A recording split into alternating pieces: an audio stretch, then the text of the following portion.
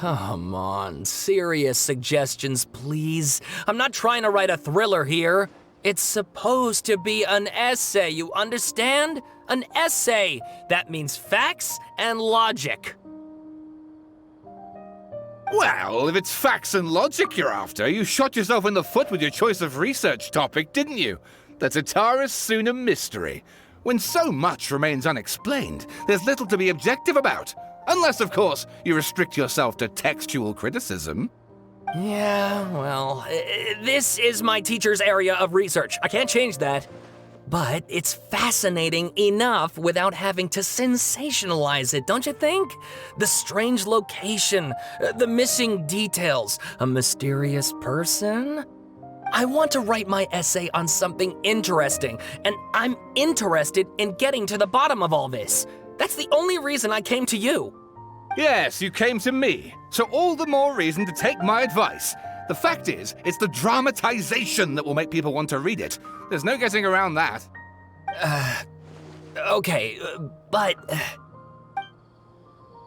Did one of them just mention Tatara Suna? But that's all the way in Inazuma! Is it just Paimon, or is it kinda unusual for someone in Sumeru to want to write a paper about that? Everyone here's just going about their business.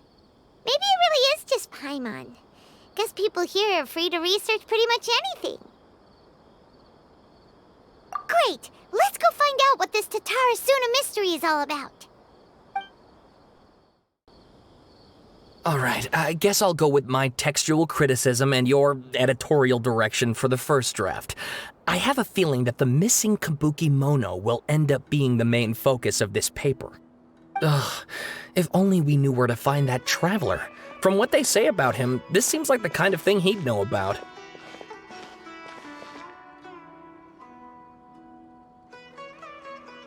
Oh, you're the traveler, you say? Hey, what's with that face? Don't believe us?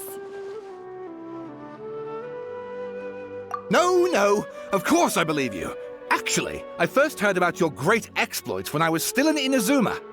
This is my first time coming face to face with you and your mysterious silver-haired companion. I couldn't believe my luck, and out of force of habit, I started, examining the evidence. Sorry. Sawada, for the love of... Sorry, we don't get out much, so our social skills are kinda lacking. Traveler, I hear you've helped many people a great deal and been to many places. Would you be able to tell us about Tatara Suna? Actually, we don't know much about that place either. In fact, we only came over here because we heard you talking about it and wanted to learn more. I see. My teacher chose this area of research as a personal challenge. He said it's difficult to get into because even Inazumans don't know much about Tatara Suna's past. But who'd have thought that... If you don't mind, I'd love to show you all my outline for the book I'm writing about Tatara Suna. Hold on, Sawada. Don't you think that's a bit of a deep dive for a first read? Well, fair point. In that case, please ease yourselves in gently by taking a look at Akaba's latest essay draft. Let me give you some background.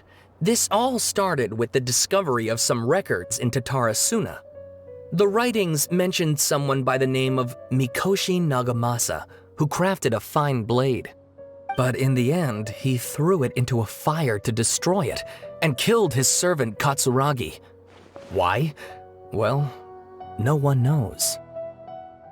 Apart from the swordmaker, his servant, and the one who wrote this all down, the records also mention a Kabuki Mono. This seems to be an Inazuman word for an eccentric stranger, someone who dresses funny or acts in an unusual way. That's right. Akaba's teacher has spent quite some time researching these events on the ground. This Kabuki Mono lived in Tatara Suna for a while before disappearing without a trace. And shortly afterwards, as Akaba mentioned, things got pretty ugly. So first this strange person goes missing, then a murder happens? Seems kinda fishy to Paimon. Yes, my thoughts exactly. So I helped out too. I asked everyone I could think of if they knew anything about what happened back then. And wow! Did I get lucky! Stop shouting! This part's important. I just wanted to make it stand out. It just so happens that a friend of mine works at the Government Records Office. He looked into it for me, and I can now confirm that all the aforementioned individuals did, in fact, live in Inazuma over 400 years ago. Even back then, Tatara Suna was already at the center of Inazuma's smelting industry. The man in charge was a government official named Niwa. Curiously enough, it seems like he went missing too.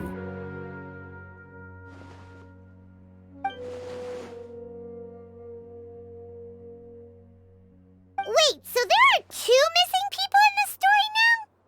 That's right! What's more, Niwa is a name with a lot of history to it. Have you ever heard of the great swordsmith clans of Inazuma? Oh, the swordsmiths? Yeah, like Ishin art and so on? Wow, yes. You really know your stuff. That makes things easier. So basically, this Niwa was a distant relative of the Kaidahara clan, the last practitioners of Ishin art. Something then seems to have happened in the Kaidahara clan, leading to their downfall. I don't know the details, but taken in light of everything else going on around that time, it makes you wonder whether it's all connected somehow. The Kaidahara clan? Sawada, you left out the biggest detail of all. Oh, yes, of course. How could I forget? Brace your minds, ladies and gents, for they are about to be blown. Or maybe you won't believe your ears. I wouldn't blame you, of course, because in all my years as a writer, this is by far the most. Get to the point, for Pete's sake. According to information acquired by Akaba's teacher, the Kabukimono was not a human, but a puppet. A puppet?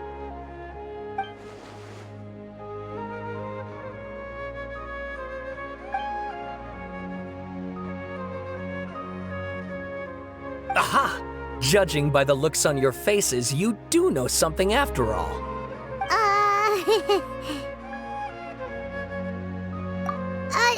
No! Paimon just meant, how creepy. The way you described it makes it sound like a ghost story. I agree, it does. But considering that non-human races in Inazuma are by no means uncommon, spooky events are to be expected. And that's exactly what my book is about. Please, take a look.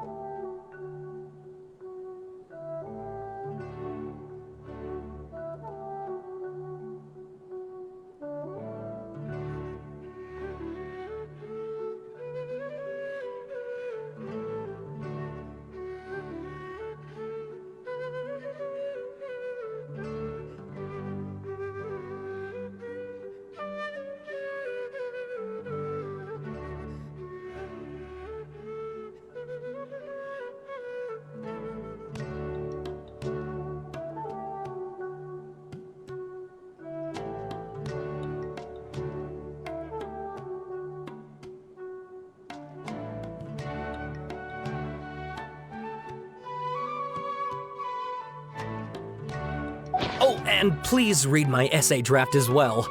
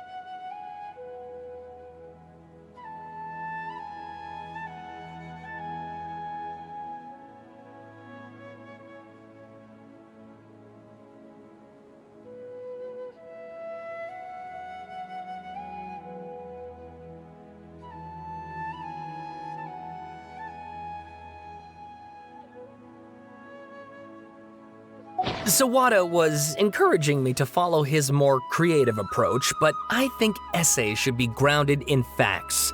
I don't think explaining everything away with mysterious forces will cut it. Oh, how about if I plug the holes in Sawada's narrative with political intrigue? Like, I could put a turf war between rival factions at the center of the whole series of events. Wait, you're allowed to just make stuff up? Pretty sure you've gone from essay to guessay there.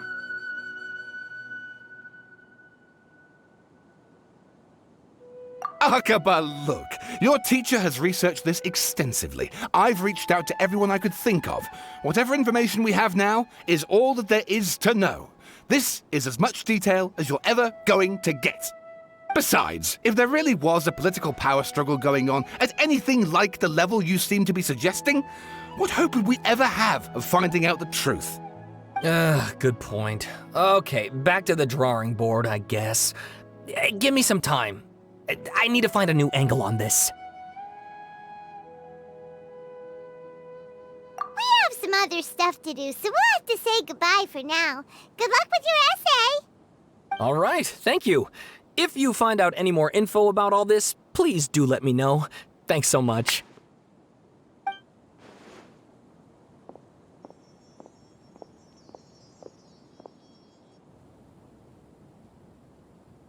Hey, so that thing they were talking about, it has to do with the balladeer, doesn't it?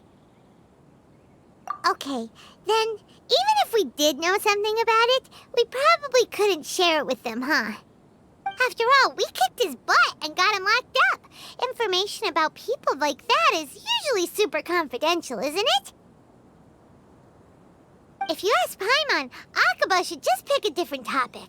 There must be as many essay topics as there are trees in the forest. There's no point in...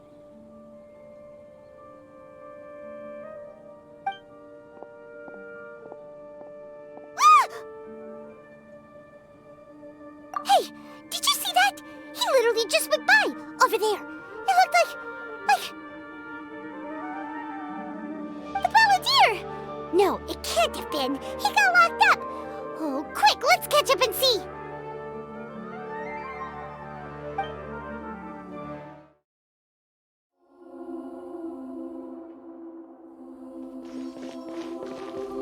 Traveler, Paimon, there you are. Nahida, bad news. We just saw the balladeer strolling around in public. Did he escape or... Ah! It's him! Sure enough, you're here. Hey! What are you doing in the sanctuary of Suristana? Aren't you supposed to be locked up? I know you must have a lot of questions. Please, allow me to explain. It was my idea to set the balladeer free. We made a deal, and he's gonna do some investigation in Irminsul for me. A deal? Huh. You sure you trust this guy? What did you expect? Why do you think Sumeru would keep me around otherwise? Or maybe killing me is all you can think about. But if that's the case, why haven't you done it already? Don't flatter yourself. It was... Nahida said there's still some mysteries in you to figure out.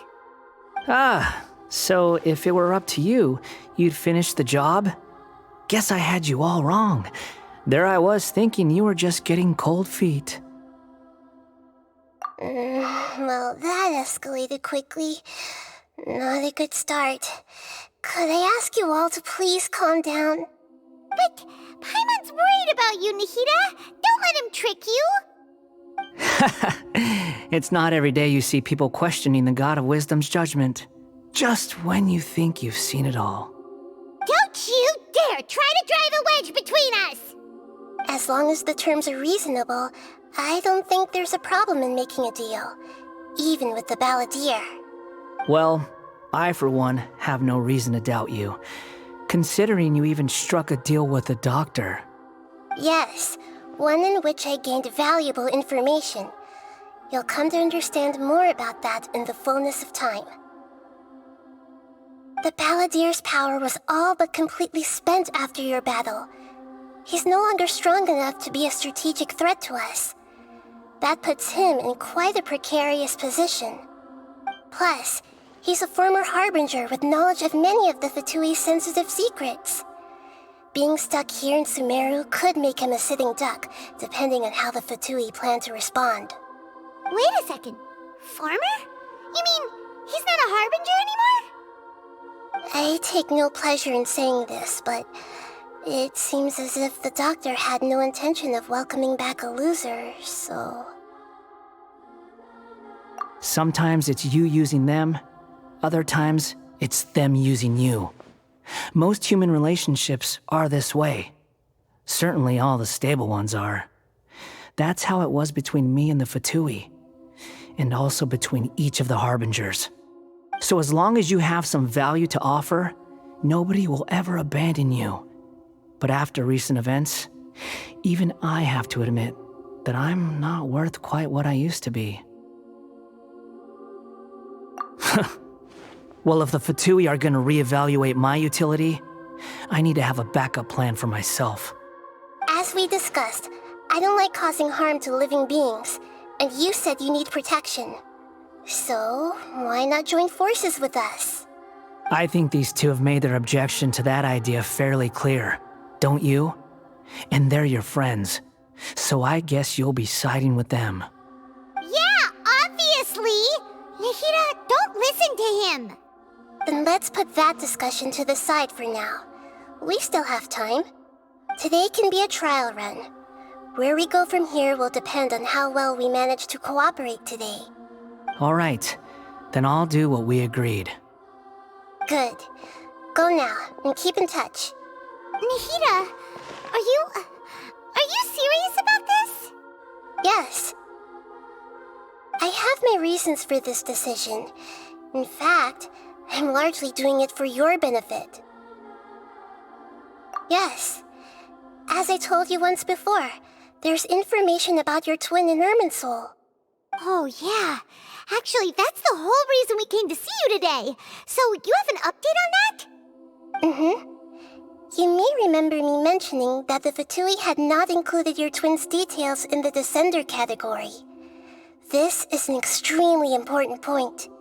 It's possible that the Fatui have other information that even I don't know about. And since the Balladeer used to be one of them, he'll be better acquainted with this information than I am. He was granted the power to connect with Irminsul when he almost became the god of a new era. Even though he no longer has the Gnosis, some traces of its power remain in him. He can still connect. The amount of information in Irminsul is vast beyond description. Sifting through all of it without knowing what to look for would take too long, even for me. So I asked the Balladeer to search in Irminsul for any information about the Descenders.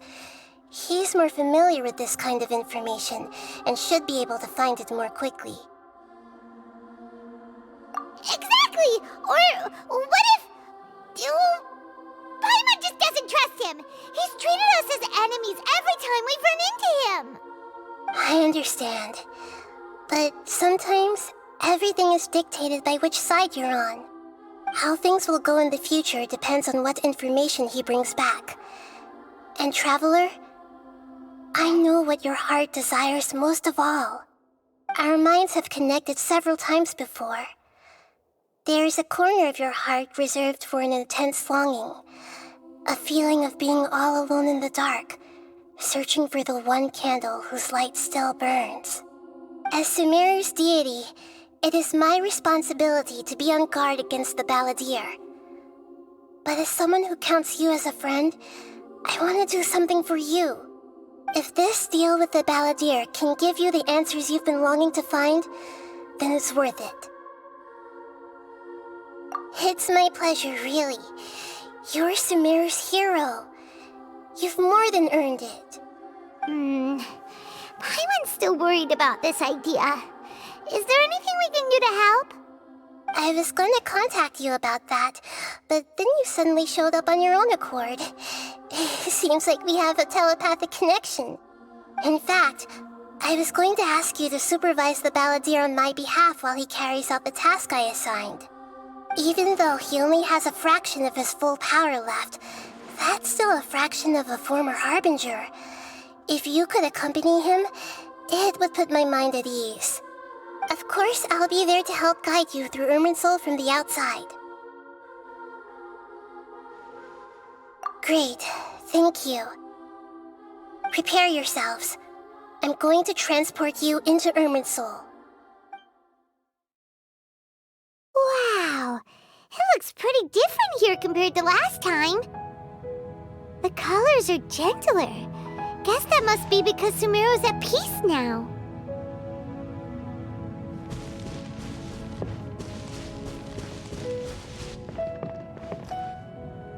Look at that. Hot on my heels. You know, you didn't have to cut your catch-up short just to keep me company. Oh, but I guess you panicked when you realized that I might enter Irminsul ahead of you. Shut your beak, jailbird! No way a prisoner gets to be so smug! I understand that prisoners have to put up with harassment from the guards, but right now, I'm on temporary release. So maybe you should think about backing off a little. Sounds like a successful rendezvous. I need to be quite clear about something. In a few moments, you'll be entering into the innermost region of Irminsul. It is an environment like no other, and the most important place in all of Sumeru. Unlike anywhere else, Irminsul's inner region consists exclusively of torrents of information. You must put aside your differences and be extremely careful as you navigate your way through.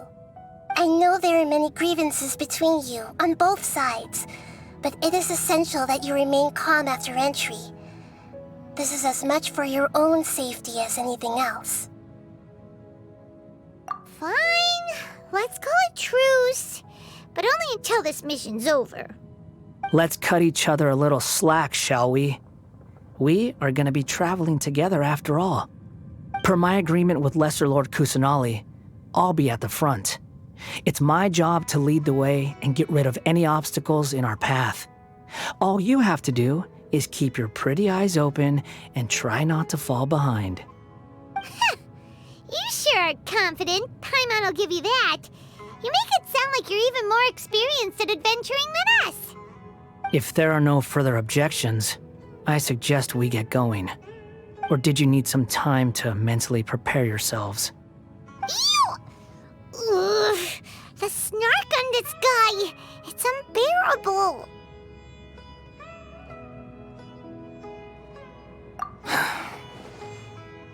We can start now. Irminsul access granted. Initiating connection procedure. Is this a small sapling? Oh, darn it!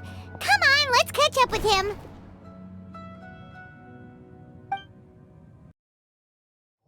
Wow.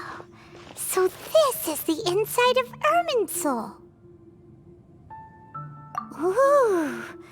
Paimon's never seen anything like this. And it feels like a sacred place. Irminsul is closely intertwined with the entirety of Teyvat. Every bit of information flowing here means something. Pick your jaws up off the floor. It's time to go. Why is it that Paimon just wants to do the opposite of everything he says? Lesser Lord Kusanali, we will now proceed to the heart of Irminsul. Can you still sense where the heart of Irminsul is? Yes. Permission to begin searching for information there? Permission granted. Go ahead. Let's go. Stay close. Don't go running off. Hey, so say we did go running off in here. What would happen? What are you smirking at? I was just imagining the look on your travel companion's face if you went and got lost. Anything's possible in here. You can't rule anything out. So if you want to stay safe, your best option is to stick close to me.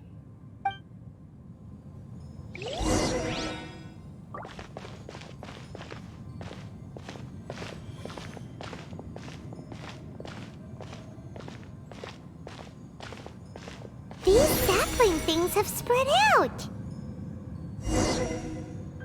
Those are all packets of information from inside Irminsul. Be careful not to touch them.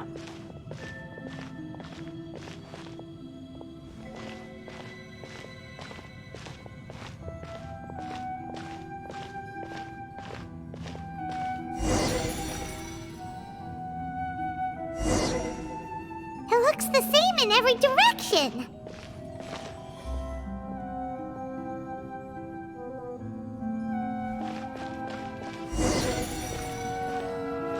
No wonder he mentioned about getting lost.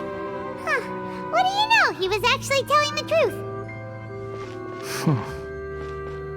Is he mocking me again? What is it this time? There's a time and a place to lie, but this definitely isn't it. So why don't you relax your guard a little?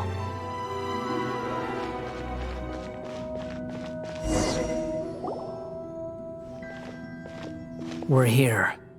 What a huge tree!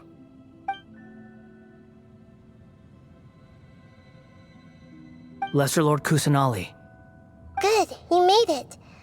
Are you ready? ready when you are. Then please begin. Preparing to access cognitive currents. Establishing waypoint. The Balladier's actually doing what Nahida tells him. Guess he must want to stay alive.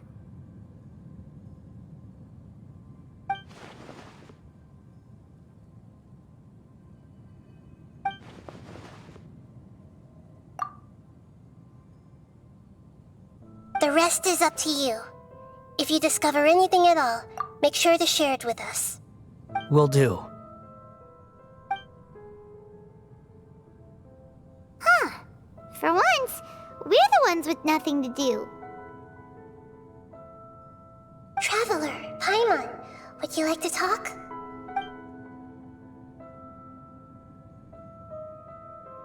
Yes, I've also invited Paimon to join. Huh? What the? We can talk to each other inside our heads?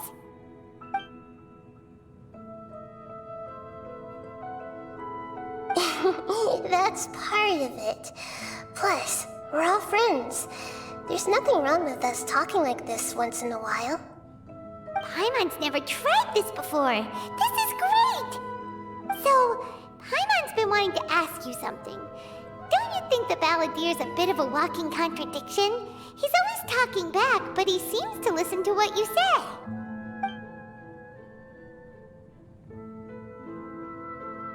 As I've told you before, there are still some mysteries for him to resolve. Things that are clear as day to me, but that he has yet to understand. Perhaps today will be the day that he finds some answers.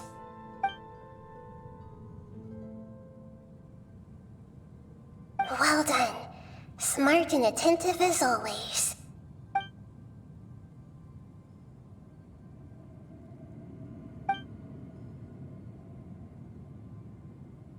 So, you made contact with that part of his mind. Well, it's true. Betrayal turned the Balladeer into the person he is today.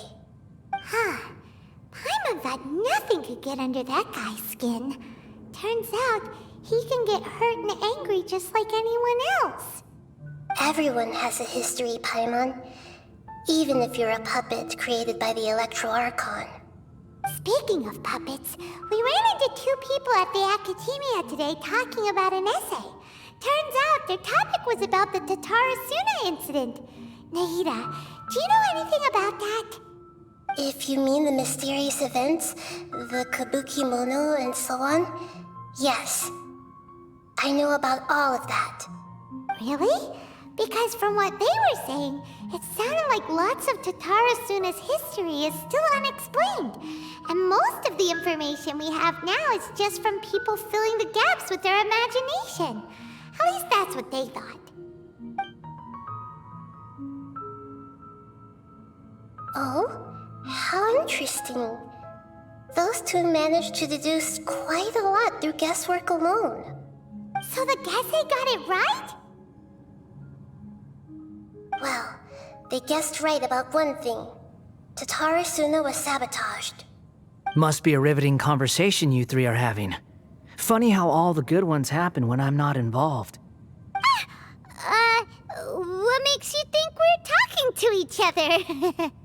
Don't insult me. You're having a private conversation without me. Obviously, I must be the topic of said conversation.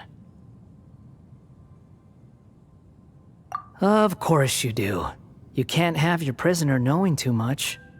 So, have you found anything yet? Still looking. Don't get your hopes up, though. You and your twin come from outside this world. It wouldn't surprise me if there was nothing on either of you in Irminsul at all.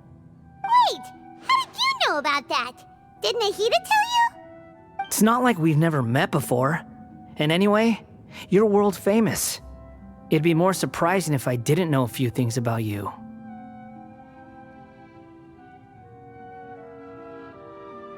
Right now, we have to keep the peace. I'm not interested in creating more misery for myself, and making cordial conversation is something I can manage. Huh? Wait. This light, it looks similar to those saplings. What could it be? Anonymous data. Hey, don't you forget the agreement! You have to share it with us! Shh. Just wait. Mr. Niwa, are you certain this is worth the risk? We are talking about Tatara Suna's furnace, after all. It may not pay to act rashly. There's no one else who can enter the furnace. It has to be me. Is that so? Well, since you insist. It's...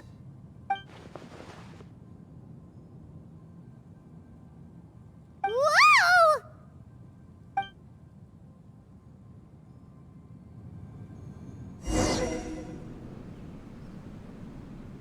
I have been in Tatara Suna for some time now. You have shown me great hospitality, as has Mikoshi Nagamasa, and indeed, everyone else. Under your leadership, Tatara Suna is a warm, welcoming place, like a giant village. People are gainfully employed, their lives have purpose. They are motivated. As I understand, the Raiden Shogun has, in recent years, eliminated much of the evil that plagued Inazuma. As for Tatara Suna, it was originally established as a means of safely disposing crystal marrow. The forging industry with crystal marrow as a raw material has since flourished, giving rise to generations of swordsmiths. Some world-renowned, others unknown, all passing on their legacy. Skills, blood, dreams.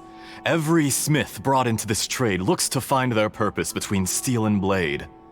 That is why you accepted the proposal brought to you by myself and Akame.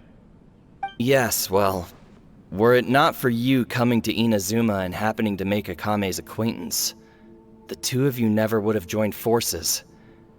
And he would be the first to admit that there's no way he could have revolutionized our forging process like this on his own. At least not on the same timescale. You allowed Akame to take all the credit for a method that you jointly developed. He sold it to me, and now every piece of ore here is smelted using the new technique. Even now, you remain one of Tatara Suna's key consultants, working right here alongside us. I believe it is you, sir, who are truly responsible for the changes in our manufacturing and forging methods. You flatter me. From the outset, I saw much that was commendable in the forging industry of Inazuma, and it has been my great honor to befriend you all. So you say, Escher. But is this really the truth? My good sir, what do you mean? I tried to resist thinking it was all connected, because I didn't want to speculate, and I didn't want to believe that things could turn out this way. What have we gained from adopting your new technology? Ominous black smoke? Mounting production problems? Worker fatigue and casualties are up and continuing to rise at an alarming rate. And recently, as you well know, someone died because of that strange filth inside the furnace. We've kept the truth from spreading outside, but still, I suspect you understand it better than I do. None of the people who went out to get help have come back. Now, our mutual friend, the Kabuki Mono, is taking the Golden Feather to Narukami Island to seek an audience with Shogun. This is our last hope. But that doesn't faze you, does it, Escher? Nothing does. Otherwise, why would you still be standing there with that smile on your face? I'm just surprised that you finally chose to be so sincere. I'm sure you've been harboring these suspicions for quite some time. Mikoshi Nagamasa may have noticed that there was one common denominator among all these events. Namely you, Escher. But Mr. Mikoshi is more cautious than I. He does things by the book. After all, Nagamasa is the adopted son of Mikoshi Torachiyo, the yokai struck down by the Shogun's own hand. If he truly seeks to redeem his family's honor, an abundance of caution is well advised. You're well informed on the subtleties of his situation for a mechanic all the way from Fontaine. Are you sure you're not a little overqualified? Why, Mr. Niwa, are you suggesting I find a job as a diplomat? Sadly, I am so very attached to my craft. Enough, Escher.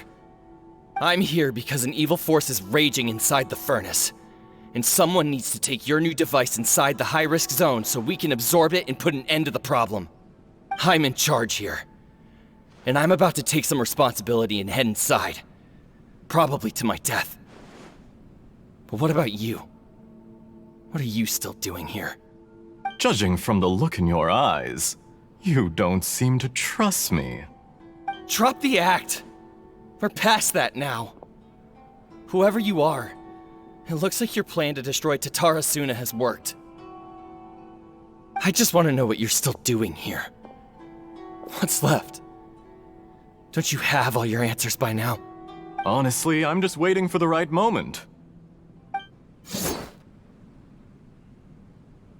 A moment like this, where you finish talking and I stop you from entering the furnace. You...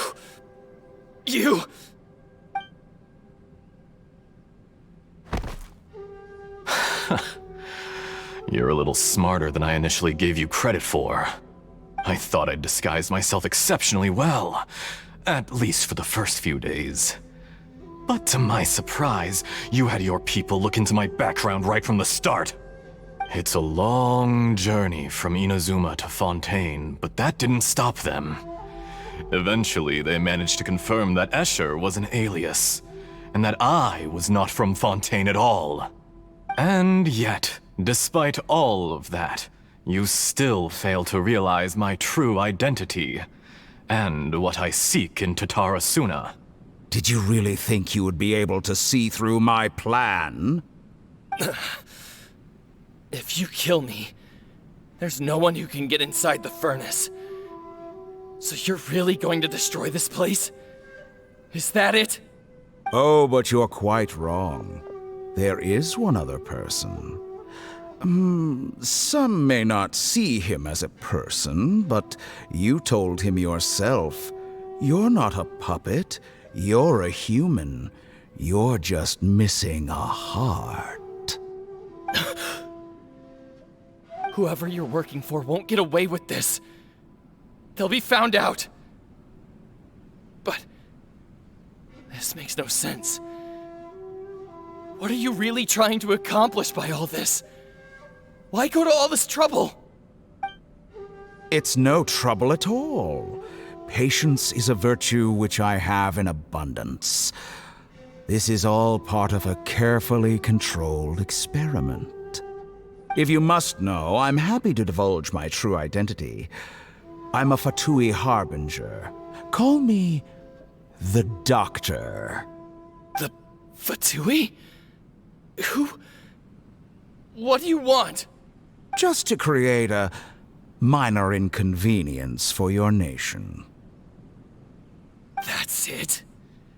That's why you gave us your cursed technology? Just to let loose the evil energy from the crystal marrow? Look how even the righteous soul is filled with venom when faced with its demise. My device functions precisely as you say.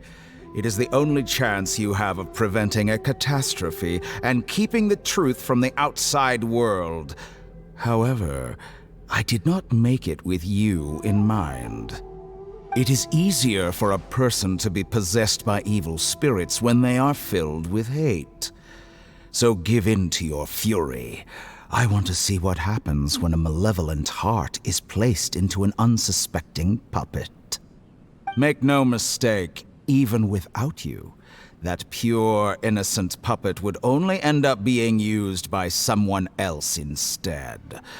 What other reason would a human have for befriending one who is not of our kind?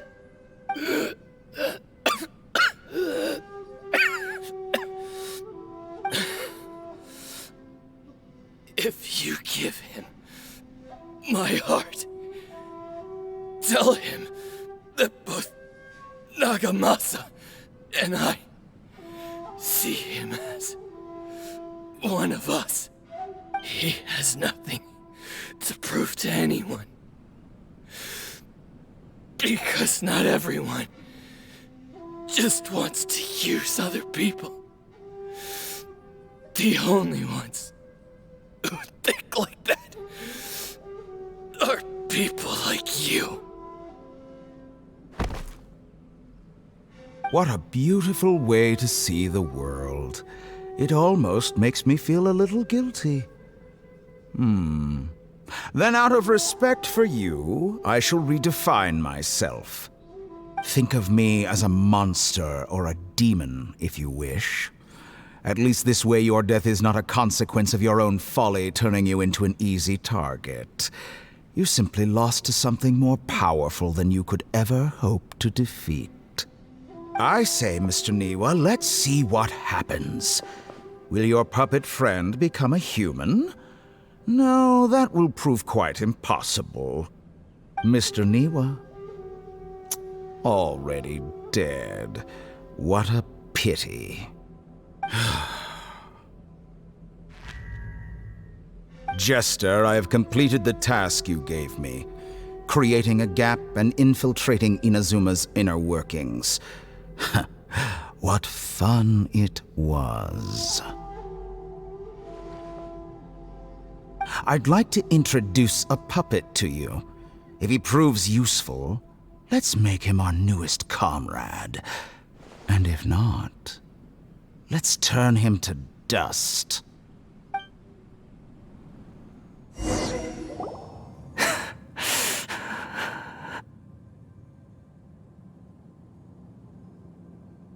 Hey, are you alright? Dottore.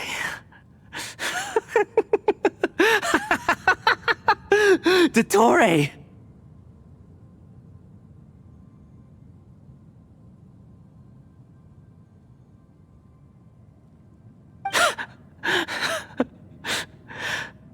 Good. Good. Was that the doctor? Did he turn into a mechanic from Fontaine? But why did we see things from his perspective? When I touched the doctor to confirm whether he'd eliminated all his segments, I read this memory in his mind. You have to admit, it must be the truth. Maybe so, but it means nothing. Does it? But this memory shows that Niwa didn't betray you. He never meant for you to be the one to take the device into the furnace. You know very well what that means. Even more so than I.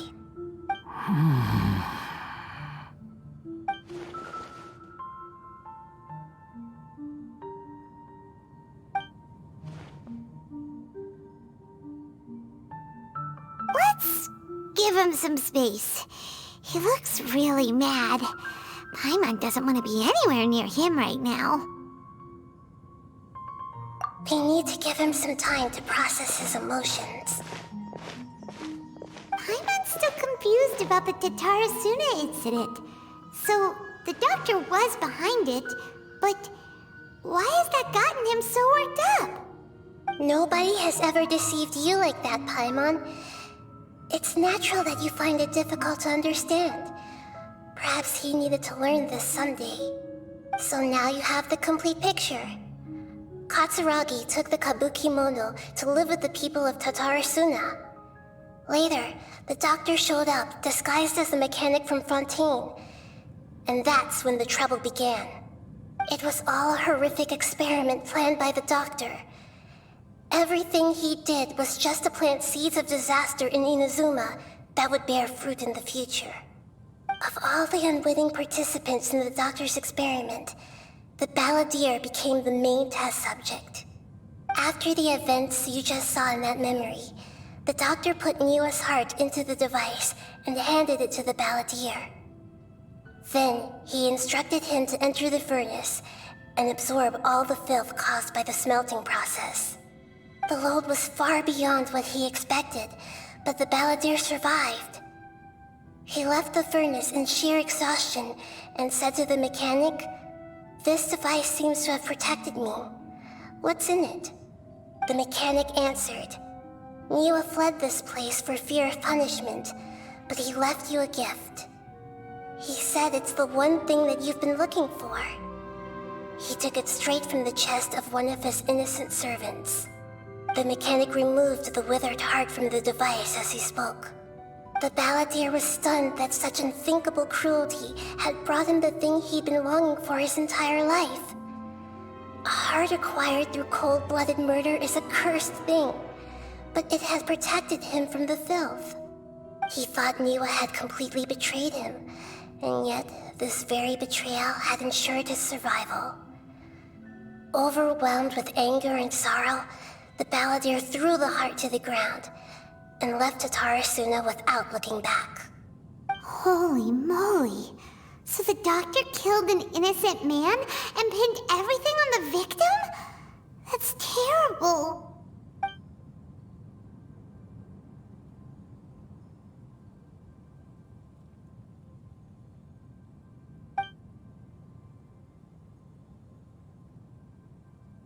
Yes. Only if he understands this can he choose a new path forward. Dottore, you brazen-faced... Niwa didn't run from justice. You killed him.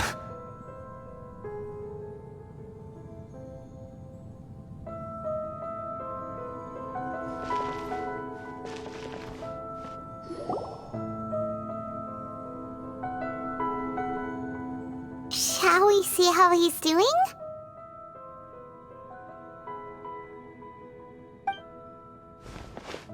Hey, you alright?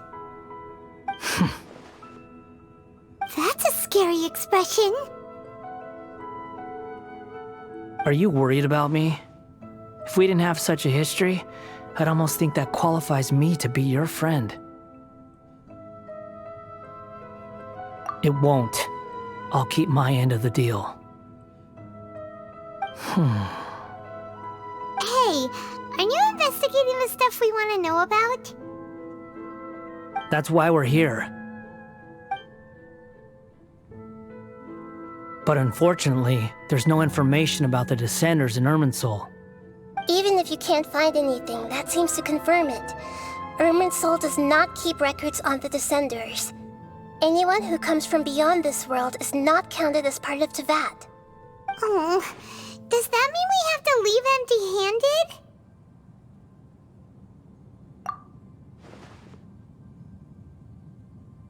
Don't thank me just yet. You look really upset. Well, since Irminsul was a dead end, I guess I can share some other info that might interest you. Huh? About what? The reason why there are records about your sister in Irminsul. It might have something to do with Conria. Apparently, Conria was her first destination when she arrived in this world. Plus, she only came to this world because the heavens responded to the summoning. The heavens responded? The Jester told me this himself. You can take his word on this. He was a royal mage in Conria, and lived with your sister for a time. I don't know the details. It's up to you whether you want to believe me. All I can say is, I wouldn't lie to you about this. Did you get all that, Lesser Lord Kusanali? Yes. Astonishing news. Does this info count towards my mission? It wasn't from Irminsul, but was it valuable? Very valuable. Good. In that case, I'll take some time for myself now. Huh? What have you done? Lesser Lord Kusanali was right. My power's all but completely spent. Even if I use all of the divine power left in me, I can't sustain this shield for very long. I shared a secret with you, and now you owe me. So in return, I'd like you to answer a question for me. Give me your hand.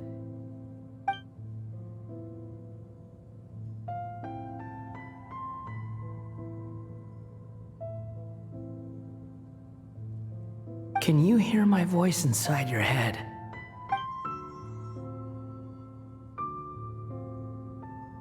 No, I can't do anything like that anymore. At most, all I can do is exchange a few words with you. So tell me, in this world, is it possible to change the past?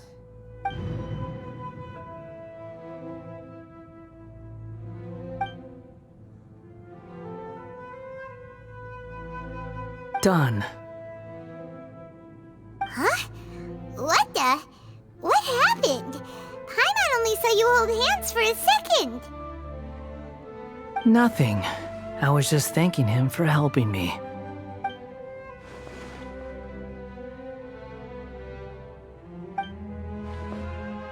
So long. I suggest you get yourselves out of here quickly. Where are you going? Hey, wait up! Didn't you say not to go running off? Fast reaction time. But I don't think we'll be seeing each other again.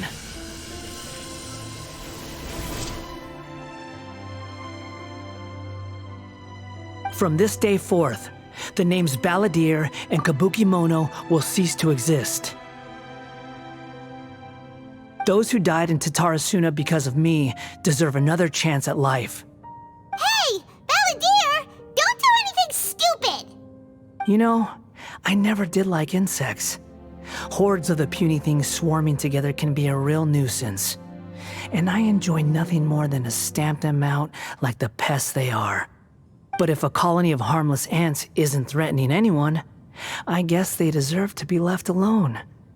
Luckily, everything can be set right. It's time to solve this once and for all. Balladeer! Balladeer! Uh-oh, he disappeared. Come on, we gotta find him somehow.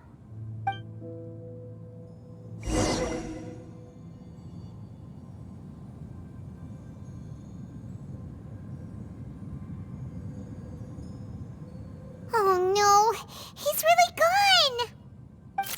Oh, can you hear me? Nahida! Traveler, Paimon, Balladeer, what happened just now?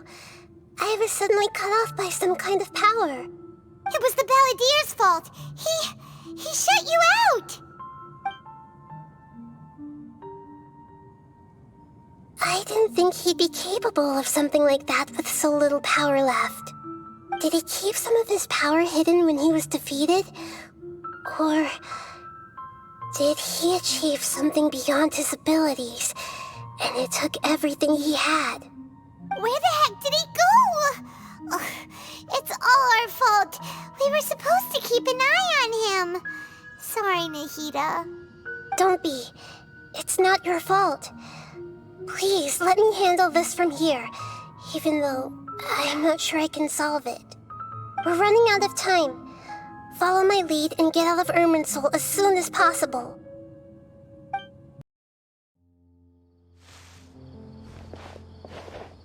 We're out! And we're at, an inn or this is an emergency. I'll have to ask you to stay here for now. Everything's arranged, and nobody will disturb you.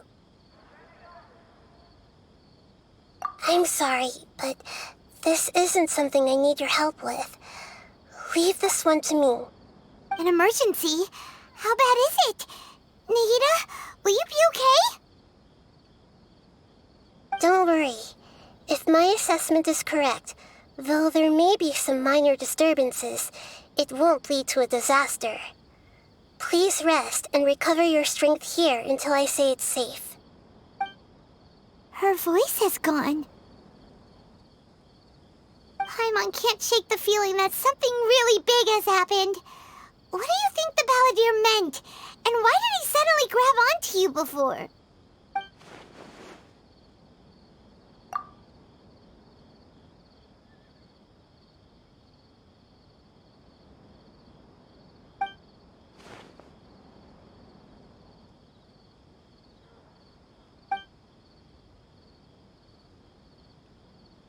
He wants to change the past? But surely that's impossible! Right! You can't just rewrite history! All that stuff happened already in real life!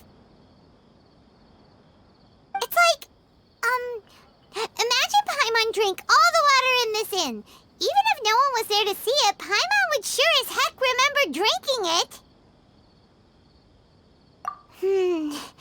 So, why does Paimon still have a bad feeling about this?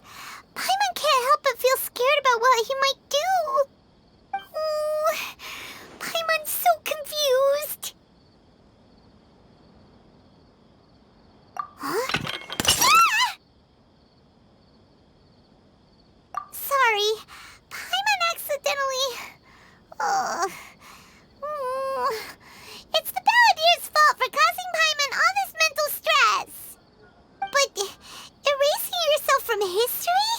It's unthinkable. Is that really possible in Irminsul?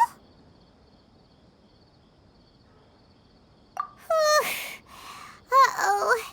Paimon's head is overheating from trying to understand what he's up to. And it's still not working. Ugh. Paimon's had it with that little brat. He's been nothing but trouble ever since we met him. There's no way he'll actually succeed, right? Otherwise, won't everyone who's connected to him be affected too?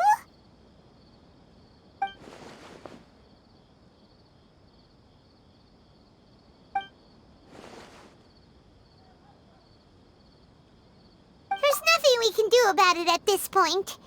Hey, have you got any ideas on what we should do next? Seems like now there's nothing left for us to do but to go to sleep. But Paimon's still so worried. Paimon won't be able to sleep a wink tonight. So, how about, we list all our favorite foods to take our mind off things? Heck, if that doesn't work, Paimon's probably gonna collapse of anxiety here. Alright, Paimon will start. First dish. Munstack grilled fish. Oh, and chicken mushroom skewers. Tea break pancakes. Cream stew. Sauteed matsutake. And Dragon chili chicken. Almond tofu. Satisfying salad. Oh, also Adeptus Temptation. Golden shrimp balls. Triple layered consomme. Lotus seed and bird egg soup. And...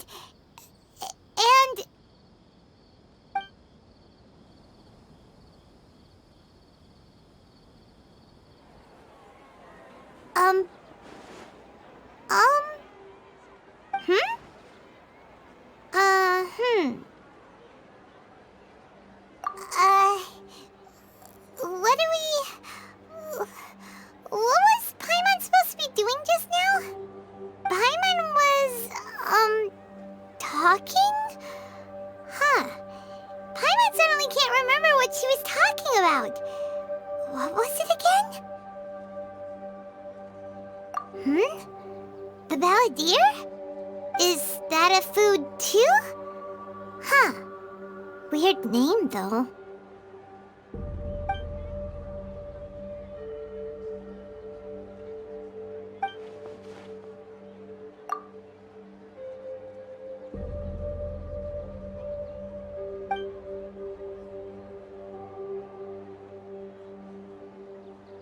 What's wrong? Your eyes are like saucers. Was it something Paimon said? So, the Balladeer. Is that someone's name? 'Cause it sounds like a nickname or something.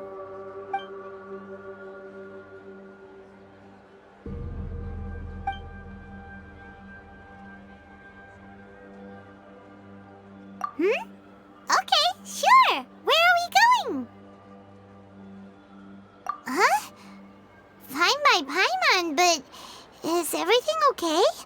You're acting like this is an emergency.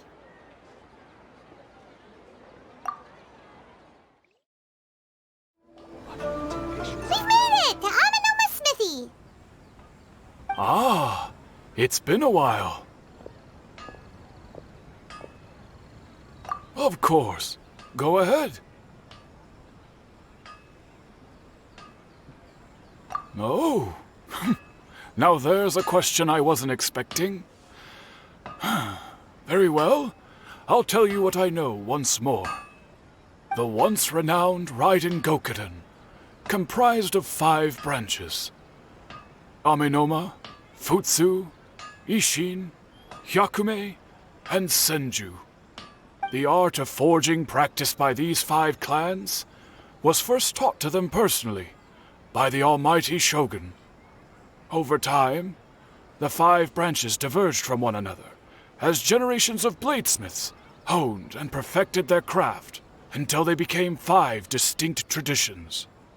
Most of the great swordsmith clans of old have since fallen into decline, and for a long time, only the Amenoma branch kept its art alive. But fortunately, Kaedehara Kazuha recently returned to Inazuma and took up the mantle of the Ishin art. Now, 2 clans remain of the original Gokuden 5. If my memory serves me right, you yourself were present when he forged the Ishin blade. Oh yeah, we were! Paimon remembers that now. We learned a bit about the decline of the Raiden Gokuden then too. It seems like such a shame.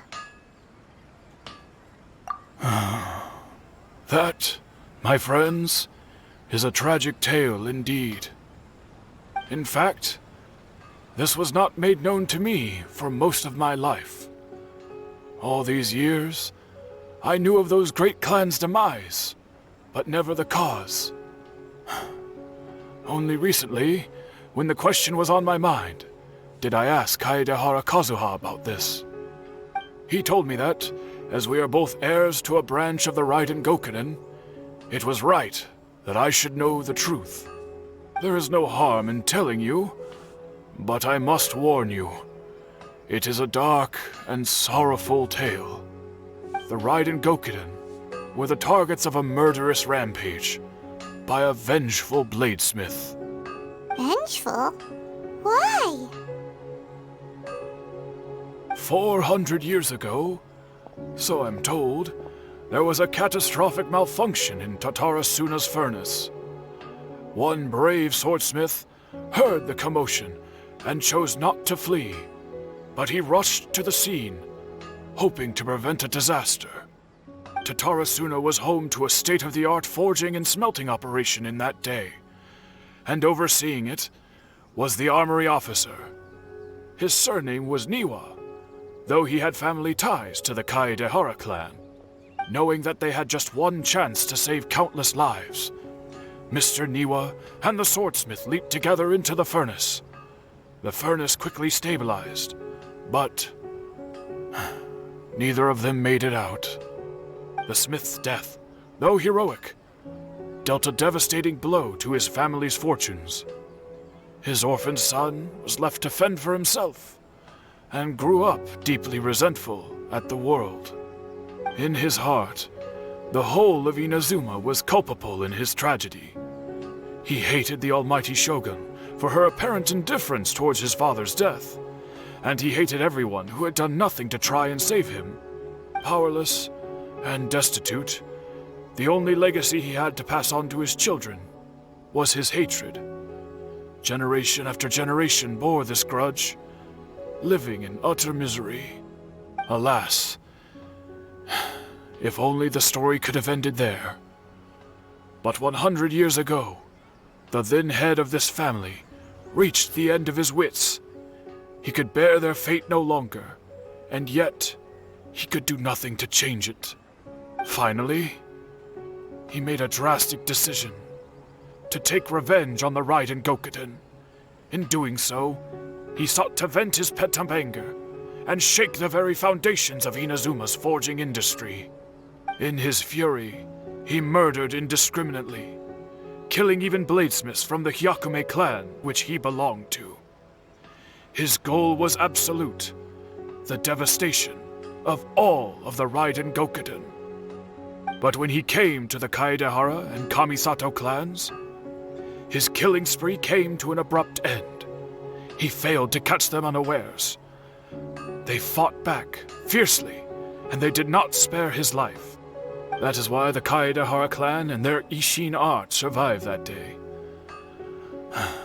I suppose they were the lucky ones, under the dire circumstances.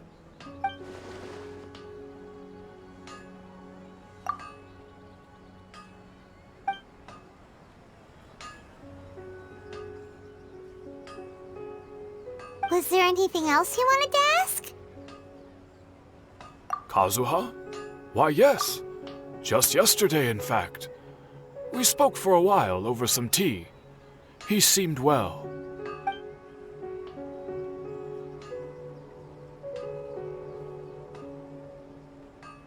My pleasure. Don't tell Paimon. There are other places you want to visit too, right? Your expression says it all. You can't hide anything from Paimon. On to the next stop. Lead the way, traveler. Paimon will be right behind you.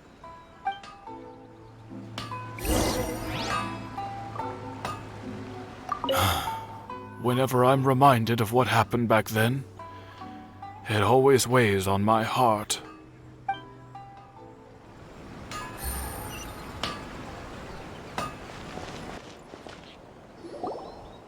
We're here!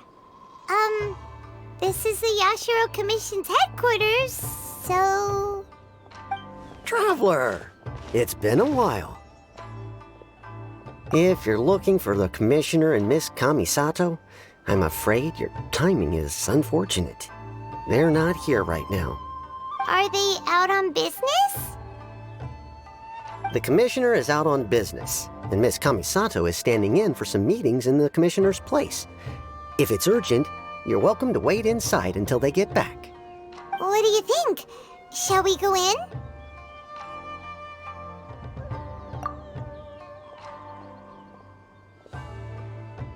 If it were anyone else, I couldn't allow it. But seeing as you're so close with the Commissioner and Miss Kamisato, I think it should be okay. We'll be heading in then. Thanks!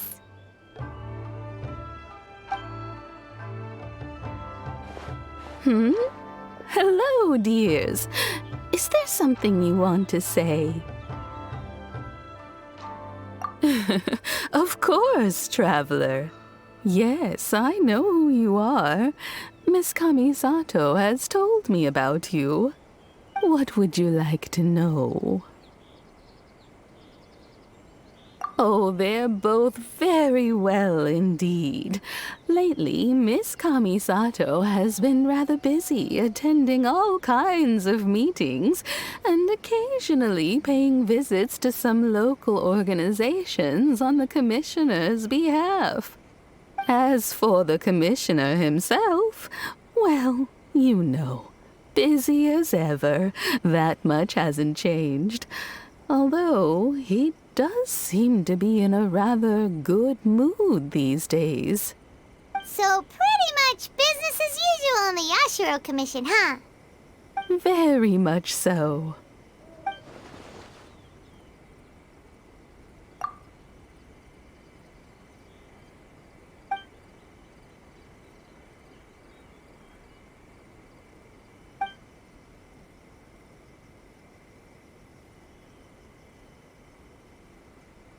Well, got any more questions? You're very welcome. In fact, I would love nothing more than for you to come and visit more often. But I'm sure you must be far too busy to have time for that. Miss Kamisato talks about you all the time. She seems so thrilled to have you as a friend, and she's always saying how talented you are and how much she admires you. I must say, many things in Inazuma seem to have taken a turn for the better since you arrived here. So you're not just Miss Kamisato's knight in shining armor, you know. You're a hero to us all. I mean it. Whenever the commissioner dines at home, Toma always joins him. I always find myself at my most relaxed when I'm serving the two of them and listening to them chat away. The commissioner has such a busy schedule that he doesn't always have the chance to take his meals at home, but given the opportunity, he always prefers to dine here. They say it's because Toma's a much better chef than most. Oh, the commissioner is so fond of home comforts. They get to talking about you sometimes too, you know. Always with a very fond tone. The way one would talk about dear old friends around whom one can truly be themselves. Miss Kamisato occasionally joins them as well. Whenever the whole family gets together and they start talking about people they've met and experiences they've had, you always get a mention. It's been many years now since the late Mr. and Mrs. Kamisato passed away. Much has happened in the Kamisato clan in that time. As someone who is old and gray enough to have watched their son and daughter grow up, it makes me so happy to see them meet a dependable friend whose company they enjoy so much. So, in the future, if you ever do have the time, please know you are always very welcome at the Yashiro Commission headquarters. There will always be at least one old lady who would be delighted to have the pleasure of your company. Wonderful. Thank you. Paimon likes it here too. Also, you were saying something about the food here being really great. Paimon's itching to try it. We may just have to invite ourselves around for dinner sometime. Paimon meant we should come pay a visit again real soon. Ideally around dinner time. Of course. You're always welcome. Alright, goodbye for now. Where are we going next? Great! Goodbye, ma'am! Don't worry, we'll see ourselves out. All right, then. Take care now. Hope to see you soon. Oh, are you two leaving already? Yep, everything's taken care of now. Don't worry. Very well. Safe travels. Goodbye. Well, here we are. But what are we looking for? Something or someone? Do my eyes deceive me, or is that the Traveler and Paimon? Xavier, what are you doing here? I was in the general area, and now I'm in this specific area. There, that's me. So what about you two? We have some questions and thought you might be able to help. Certainly do. I've researched the furnace here in some depth. If there's anything you want to know, just ask away. Like the back of my hand? Make no mistake, I have been here a good many times before. Not only that, but I've met people in Inazuma whose families used to live in Tatarasuna years ago. They said it's all true, the history here. Oh, well, it's a long story, don't you know? The tale of Tatarasuna starts a long time ago. I'm told that its history is one of the most foremost forging and smelting operations in the nation, goes back around 1,000 years. Still, the furnace has had a couple of serious maintenance issues along the way. A couple? When exactly? One was just in the last few years, the other was several hundred years ago. A fun fact, I'm not the first Fontaine tech guy to come and work on it either. There was a guy back then too. They say he was a mechanic who consulted on a technology upgrade. It seems like the technological collaboration between our two nations goes back a long way. How about that?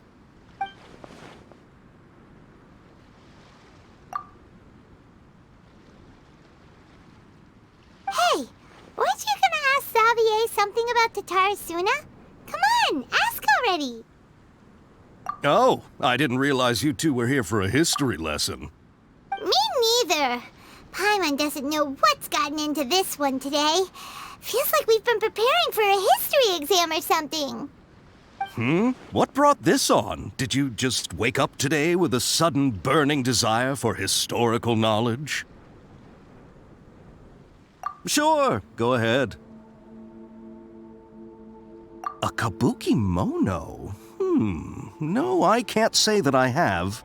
I do know the word, Inazuman for those eccentric types who always go around dressed to the nines. Just the sort of person that I'd like to meet, actually. But sadly, I've never had the pleasure, nor have I come across anything to do with a kabuki mono where Tatarasuna is concerned.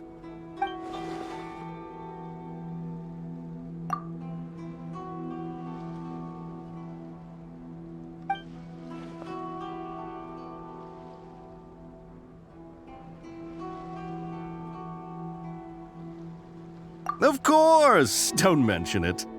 Oh, we're leaving? Okay, bye, Xavier. Oh, you're most welcome. More than happy to help. Farewell. Looks like you got all the information you're looking for. Sure, but what's up with you today? Whatever it is, it seems like it's really troubling you. Keep your smile, Spinal Crocodile. No matter what happens, Paimon will always be there for you. Hey, don't mention it. Alright, let's head off and go meet Nahida.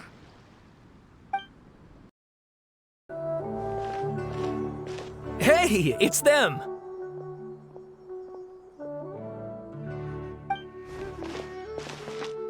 Akaba, Sawada, you're still here?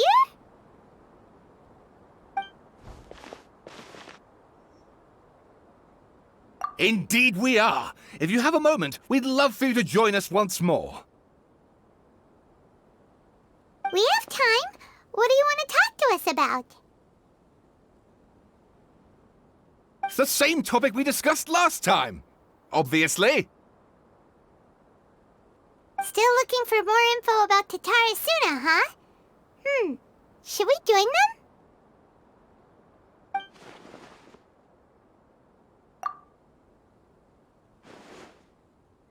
Unfortunately, we haven't made any real progress. Huh? Oh, of course.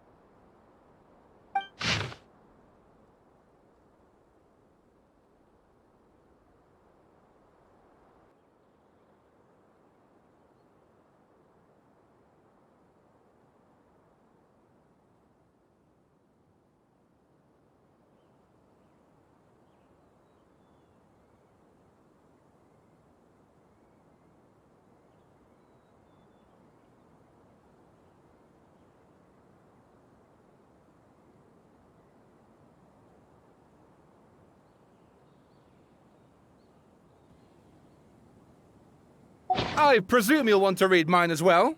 Here.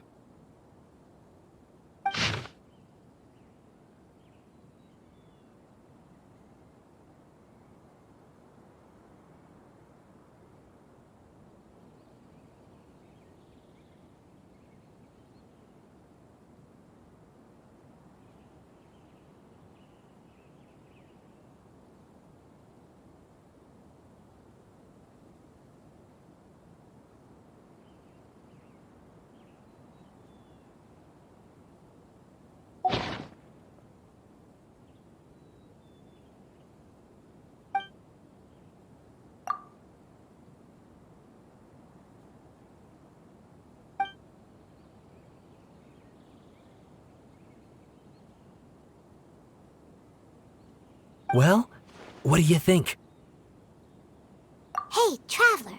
Remember how last time Akaba was saying how he wished he could gather more information about all this? Well, we just got back from Inazuma. So how about we tell them what we learned? What did you find out? Something big?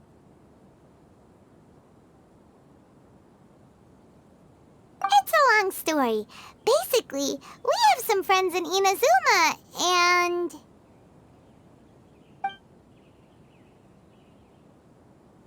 Wow, so many new details.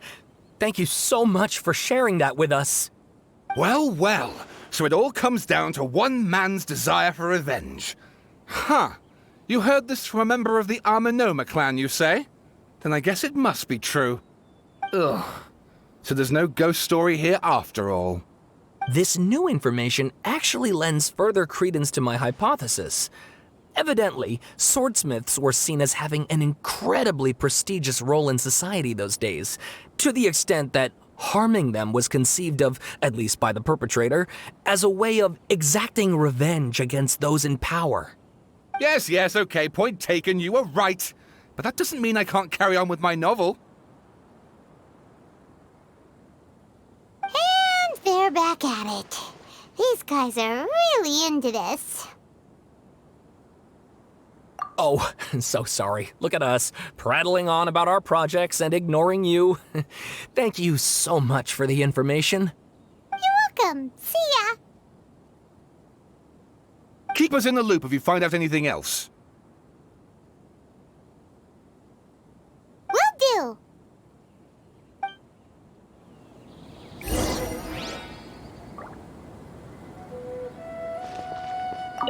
Great! I can finally move forward with my novel. But what a sad story.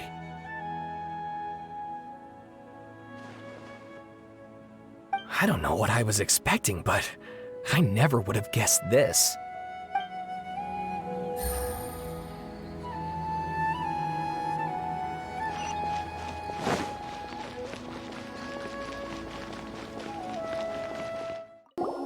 Nahida, we're here! Traveler, Paimon, how have you been? Ugh, where to start? Paimon hasn't had a moment's rest this whole time. That night, we ended up chatting and chatting until suddenly the sun was up. And then he decided he wanted to go to Inazuma. The Balladeer? This sounds like some kind of code name.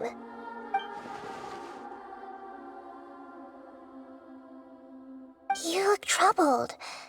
Is there something you need to tell me?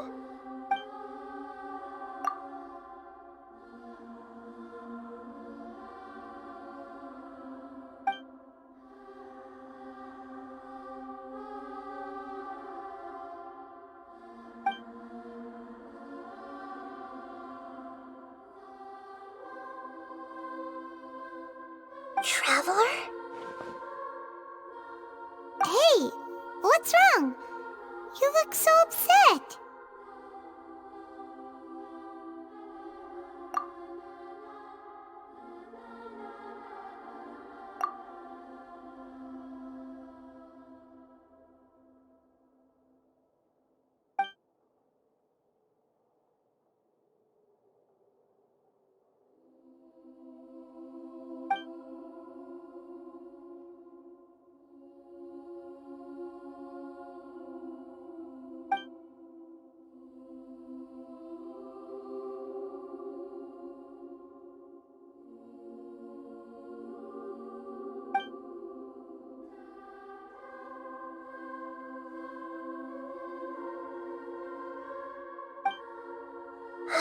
That's quite a story. So, this puppet known as the Balladeer erased himself from Irminsul, hoping that he could change the past. But how was he even able to do that? As the Traveler said, he very nearly became Sumeru's deity. Admittedly, I remember it a little differently. I don't recall finding anyone inside the machine after we defeated it. Nevertheless, it does make sense. If someone were to successfully erase themselves from Irminsul, the world would change to reflect the new reality. So, you believe this person really existed, and we just don't remember him because... well, because he literally changed the world? Yes. Theoretically speaking, it is possible to do this. But I'm struggling to imagine the kind of person who would dare go through with it. The Traveler comes from a world beyond Tevat. That's why there's no information about him in Irminsul, and it also explains why any changes to Irminsul wouldn't affect him. So if there's anyone in the world capable of retaining memories from a past that has been rewritten, it's you.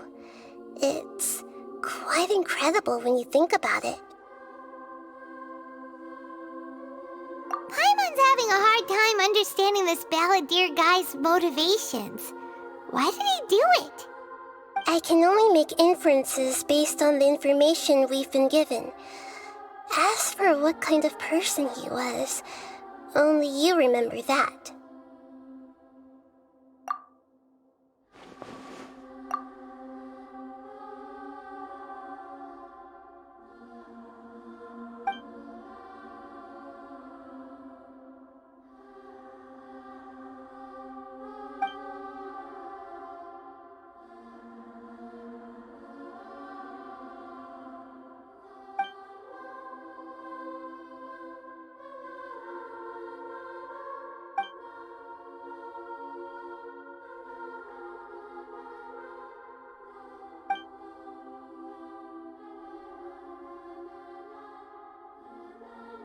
Something else worrying you?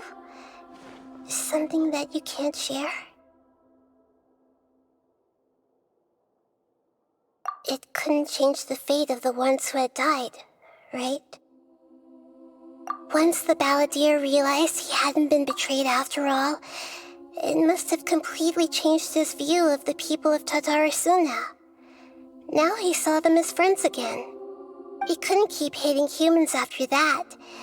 And if he thought there was a chance he could save his old friends, it would be hard not to try. The story makes sense, every part of it. The balladeer tried to achieve godhood with the doctor's help. He was unsuccessful, but retained the power to connect with Irminsul. That power then enabled him to change what was recorded in Irminsul and erase himself, even though he didn't have much strength left. Yeah, it does make sense, but it still ended in tragedy for his friends. It just feels so hopeless. He gave everything to do this, but it seems like he got nothing in return.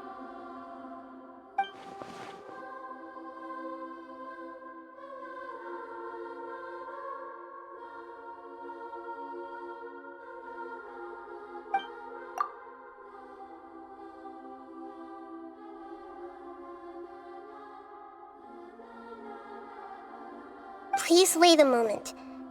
I want to check something.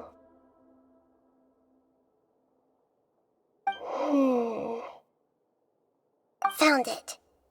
This should be the one. It turns out that I have a strange way of confirming everything he has told us. What is it? A record from a personal collection. It was tucked away in a corner. You should take a look.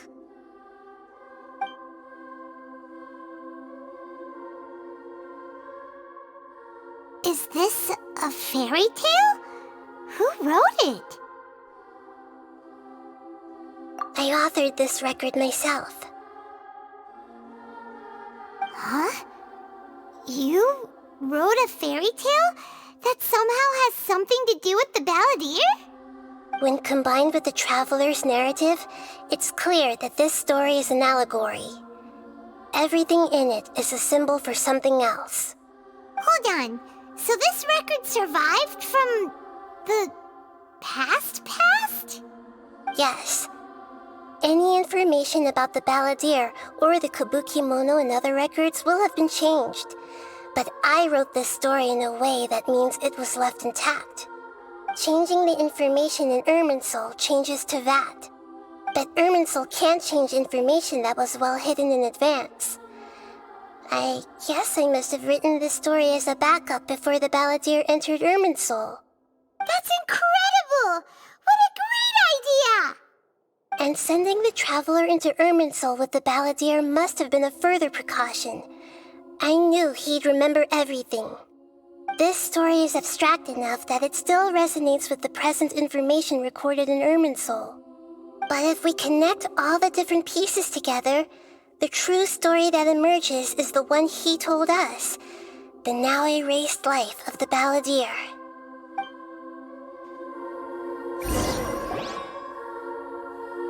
There was once a lone monster draped in fox fur. The monster found a family of foxes, joined them, and they became friends. The monster lived with the family day and night, and everyone treated it as one of their own. Once in a while, the monster would take off its fox fur at night and lament to itself as it gazed at its reflection in the water. I am a monstrosity, yet they are too foolish to see it. I pity them. But the monster soon found solace when another came to live among the foxes who was not their kin. A kitten, carved from the wood of a white tree who had been abandoned by the humans. The kitten too wished to become a fox, but its tail was too slender and it could not grow a coat of richly colored fur. Yet when the other foxes saw this, they spoke words of comfort to the kitten. Even without a tail and fur like ours, you are still one of us. Furious at this happy resolution, the monster lit a fire on the mountain. The terrified animals panicked as the fire spread. The only way to extinguish the flames was to make a sacrifice. A gray fox stood up and addressed the monster. It said, "You are the cleverest among us. Surely you can help us find a way to solve this." The monster smiled, led the fox toward the fire, and murdered it. The gray fox's heart was turned into a beautiful drop of water, clear, spotless, and pure. The monster gave the heart of water to the kitten, telling him, "The foxes have decided. You are the one who must be sacrificed. Take this, quench the flames, and die for your fox kin." The fire was extinguished, but the kitten lived. It left that side of the mountain and found a little bird who had a broken wing. The two promised they would spend their whole lives together, but the little bird did not have long left to live. It passed away soon after. After burying the bird, the kitten left the mountain for good. Never again would it cherish a single creature nor a single blade of grass that stood on that mountain. The kitten spent the nights wandering aimlessly, gnashing its teeth at the moon. How it wished to swallow the moon and devour the moonlight. If the world could only return to darkness, then it would finally be peaceful and content. I will become the new moon, the answer to everything. Then, no one will know that there were once birds, foxes, and cats in this world. And no one can know that they were different.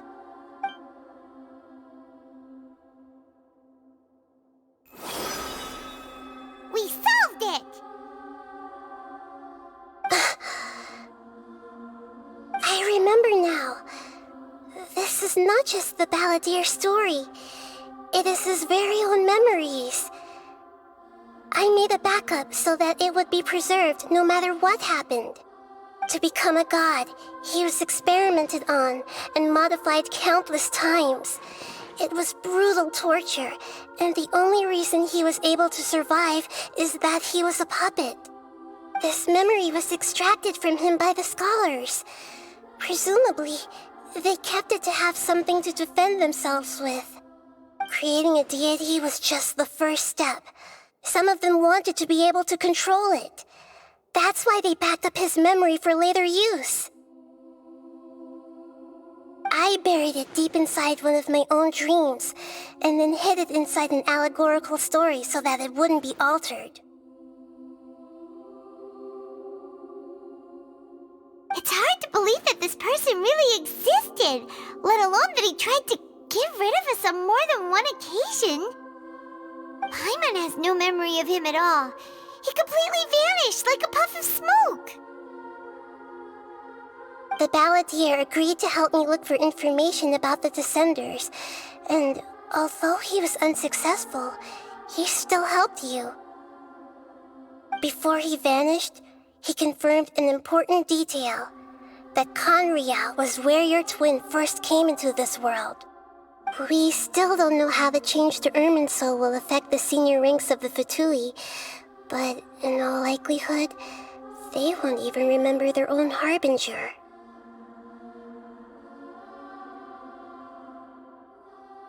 It sounds like Paimon wouldn't like this guy a whole lot if he was still around. But still, Paimon doesn't like the way it all ended that much better. This is why wisdom alone cannot answer all our questions. We look, we see, and we comprehend, but the question still troubles us. So the answer is not everything. People yearn to find the truth and then conquer the troubles they face. When you give someone the truth, you give them a chance to choose their own destiny.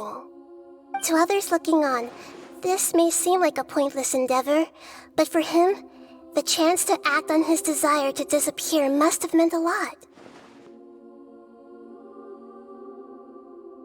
Never forget that even when we walk beneath dark clouds along a road filled with suffering, the light of wisdom is always there, guiding us toward a better destination. And that is what you have been doing all along. Yeah, Nahita's right. Cheer up! How about we go get something to eat? We can pick up this heavy conversation again later. Good idea. Paimon, why don't you take him out for a walk to clear his head? You got it! Come on, Traveler! You need to get out of your head for a while. You'll feel much better after taking a walk. Let's go get a snack from one of the stalls in the Grand Bazaar! That'll be sure to lift our spirits. It must be really tough being the only one who remembers all that, but Paimon's always here to help cheer you up. There's a few things I'd like to look into. You should go take a walk and try to unwind.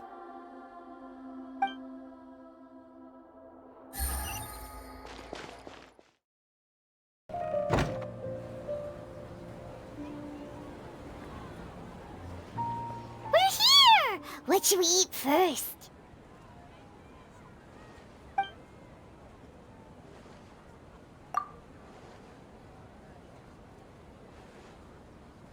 Hey, are you gonna answer or what?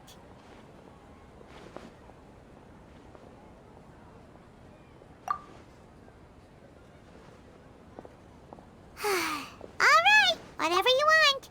Well, Paimon will be right here when you figured stuff out. Then we can get something to eat.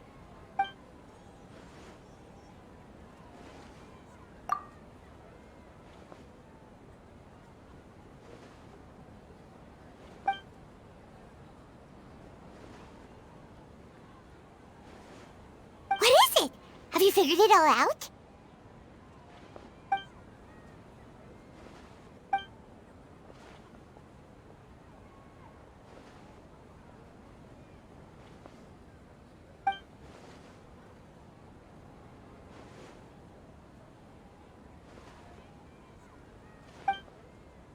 Why'd you jump up all of a sudden?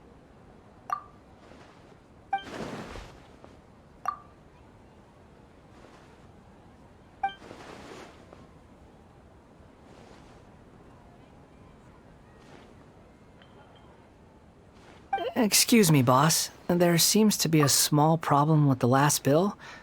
Look, here.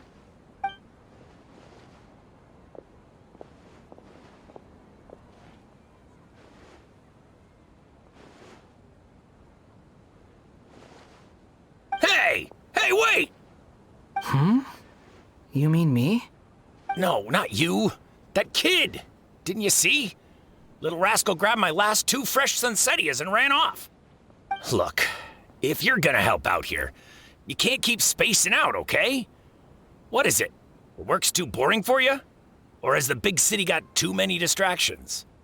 I wasn't paying close enough attention. Sorry, boss. I think you're right. Maybe it's the city. It's so exciting. It can be hard to focus. Who's that guy? You know him or something? He's who? You're a strange one, kiddo. You say you don't want any money for helping out here, and then when I actually give you some work to do, you keep letting yourself get distracted. I don't want to take advantage, so I'm happy to pay you what I'd pay anyone else. But if you keep acting like this, pretty soon I won't be able to afford to. No, please. I mean it. You don't need to pay me anything. I'm just so thankful you agreed to take on an outsider like me. You're welcome, I guess. But I got bigger things to worry about. Look, we're all out of Sunsettias, and I promised the lady down the street I'd deliver a fruit bowl this evening.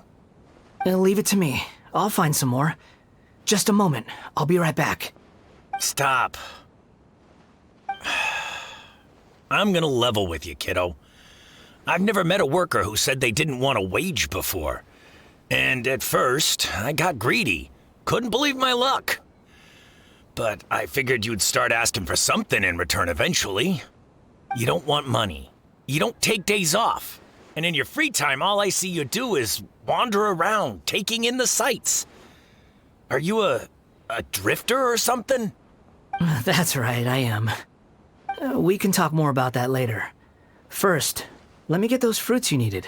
Sunsettias, was it? I'll be right back. Hey, what do we do now?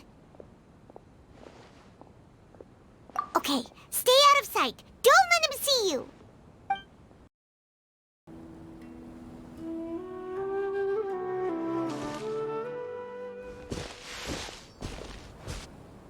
Yeah, this'll do. Even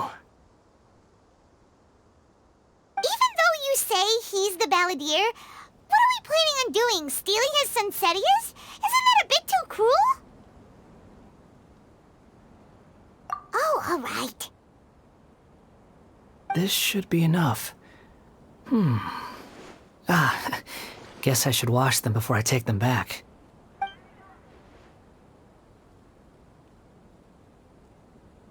Huh? You two over there. Is there something I can help you with? He spotted us! You've been following me all the way from the city. I'd have to be blind not to notice. Have we met before? No, we haven't met. But you know me? I have no recollection. Are you absolutely sure? Sorry, but I just can't take your word for it.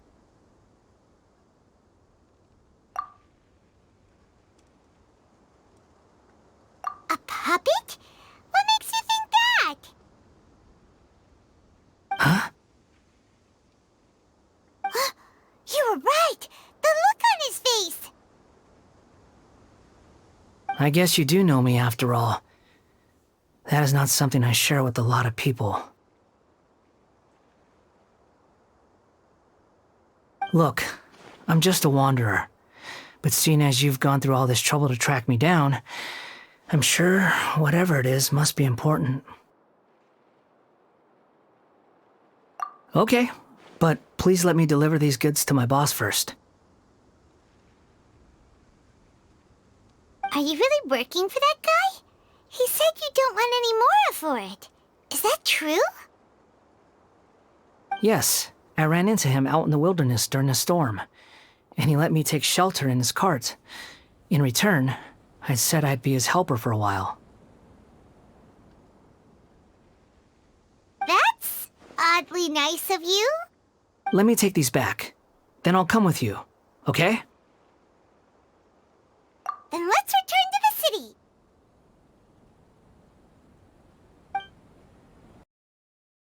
Here you go, boss. I'll leave them right here.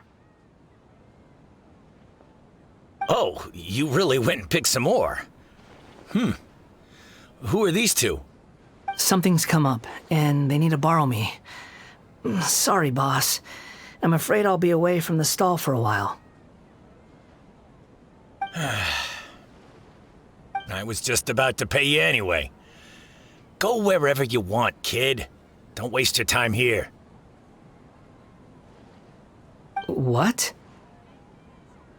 I get it, okay? You just wanted to help me out, to thank me for giving you shelter from the rain that day. Even then, I don't understand why you're so adamant that you don't want any pay for it. But look, it was pouring down, and there you were, sauntering along without a care in the world, like you had nowhere to be and didn't even care that it was raining. Imagine you were me for a second. It's a little weird, right? Why is this guy traveling during a rainstorm if he's not trying to get somewhere? And why is he taking a shortcut through the open country if he's not even in a hurry? But anyway, taking you in didn't put me out even slightly. You don't owe me a thing for it. Certainly not all this. Your time is valuable. You know, you should go live your life. But I don't...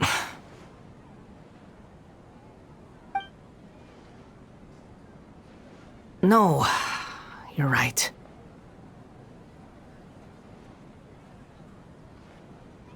Then I suppose this is where we say goodbye.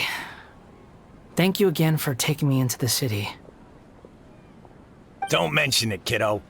I've run into all kinds of characters over the years. I just hope you find your path. Thank you.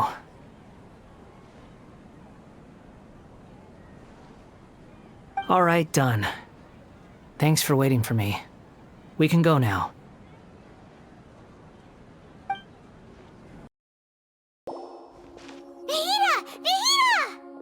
What's wrong? Huh? Are you? Hello. I do apologize for the sudden intrusion. We found this guy in the street, but he doesn't seem to remember anything. So, yeah, quite an eventful walk.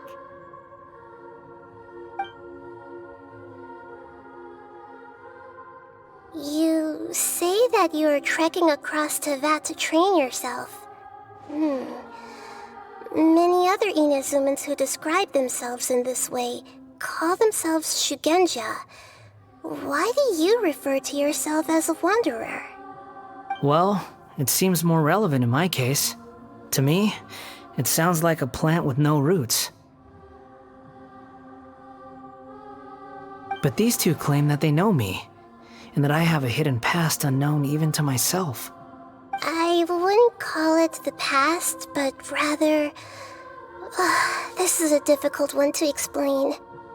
I don't like to rely on using terms like this often, but in your case, it seems that it ought to be called, previous incarnation. Oh, like a past life or something? Yes, something far more distant than the past. So far away that you cannot perceive it.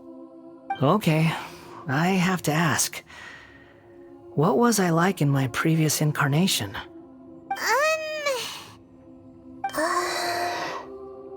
Oh, okay. I see. You want to tell me, but you can't bring yourselves to say it. Looks like I didn't have the most wonderful existence in my previous incarnation. If it's that difficult to talk about, I have no doubt it will be just as difficult to hear. But I'll be able to handle it. Please, tell me the truth. Is truth something you care a lot about? Yes. Then I'll be straight with you. In your previous incarnation, you did many things that would be considered evil. You nearly died because of what other people did, and many died because of you. As a non-human being, you hated gods and humans alike.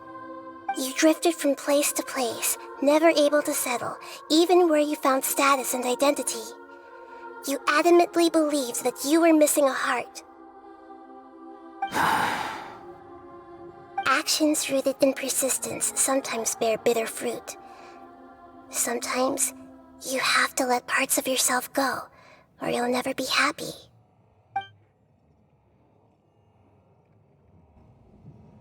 I gave everything I had, but it barely changed history at all. In terms of the outcome alone, that's true. I don't think I can judge everything I've heard purely in terms of right and wrong.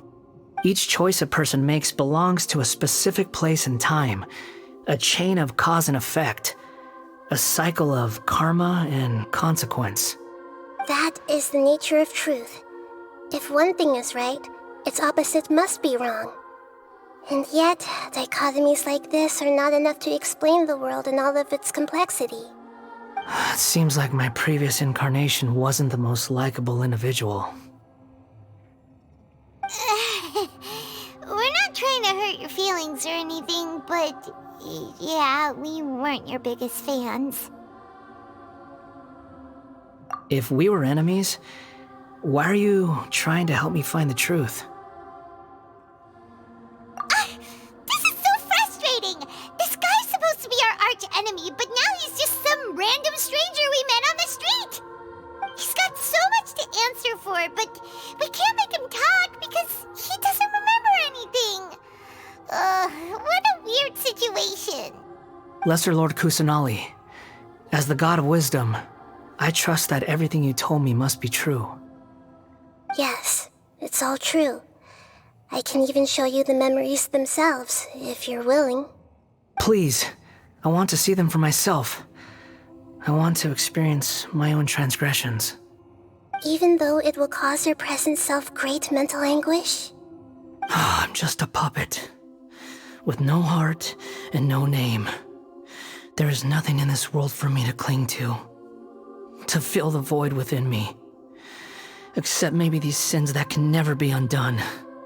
Very well. As you wish. Wait, shouldn't we go with him?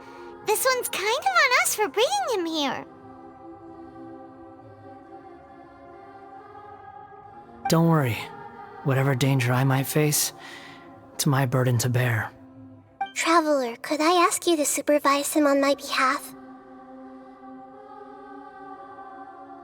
Oh, good point. Given your, unique situation, we'd better keep an eye on you. Understood. Thank you. Now, prepare yourselves, everyone.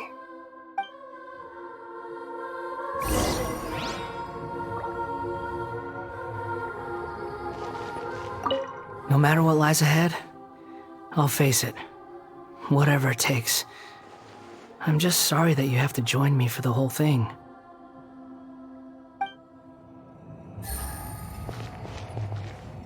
It's time to get ready.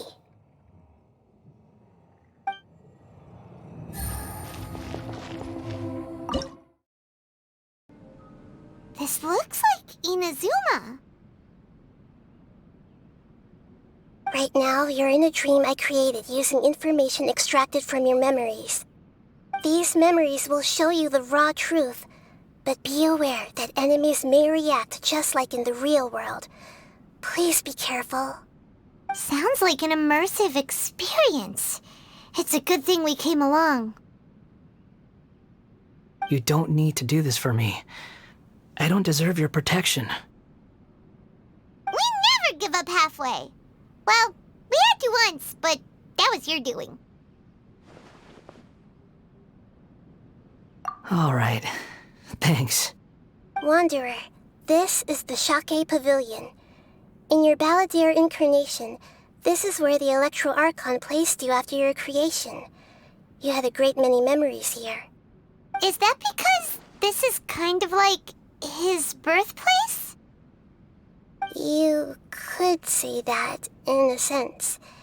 You'll see why shortly. I hear footsteps. This place is huge. I can't believe the landslide didn't fill it in.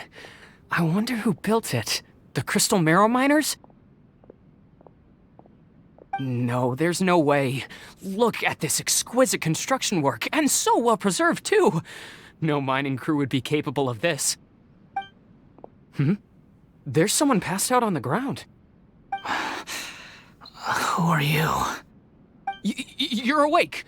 What happened? How'd you get stuck here? Are you injured? Not a scratch. And these fine clothes. Who are you? This man is Katsuragi, deputy to Torichiyo's adopted son, Mikoshi Nagamasa. He found the balladeer in Shake Pavilion and took him back to Tatarasuna. And the rest is history. Well, it used to be. In the original version of events, Katsuragi was ultimately killed by Nagamasa. Let me get you out of here. Our people are nearby. Hang in there. During the Tatarasuna incident, Niwa was murdered by the doctor disguised as a mechanic. The balladeer, then known as the Kabukimono, disappeared not long after. As the second in command at Tatarasuna, responsibility for what had happened fell to Mikoshi Nagamasa. But Katsuragi had sworn lifelong loyalty to Nagamasa after the latter had once saved his life. At Katsuragi's insistence, Nagamasa killed him to put an end to the Tatarasuna incident.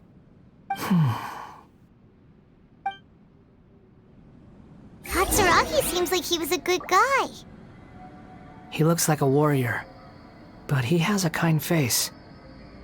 Why couldn't he live a long and happy life?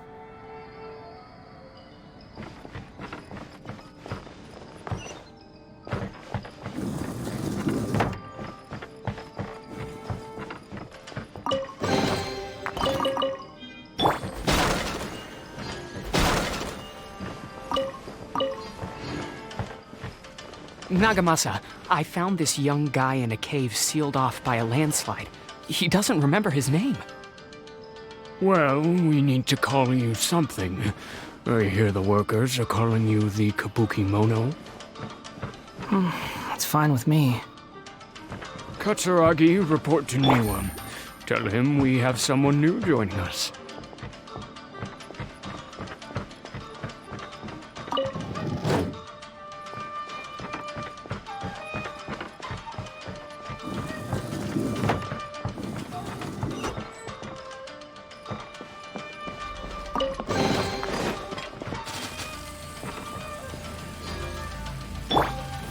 Stabilize!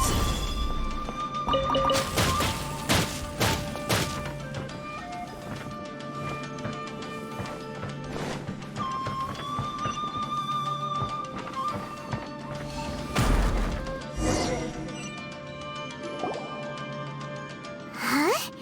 What are we doing back here?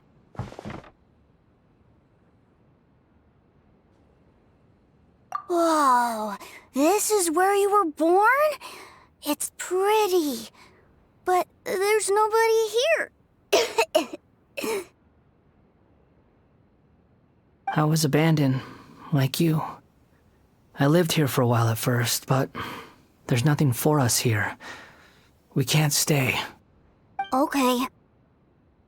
I heard my mom and dad used to make swords, but the factory manager died, and then my dad got sick.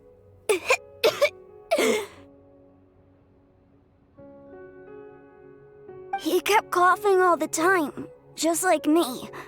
Then Mom started coughing too. But you can't. You promised me. Yup, we're family now. We're gonna be together forever and ever. This child didn't have a name.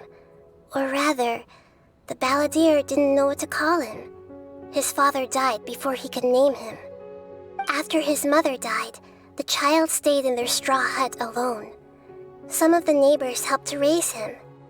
After leaving Tatarasuna, the balladeer ran into this child who didn't have a name, just like him. They made a promise to live together. What happened to the child then? He died from his illness while he was still very young. The balladeer came home one day and found that he had stopped breathing. Hey! What's wrong? Say something! You promised me we could be family! You're no different from Niwa and all the others. You betrayed me too.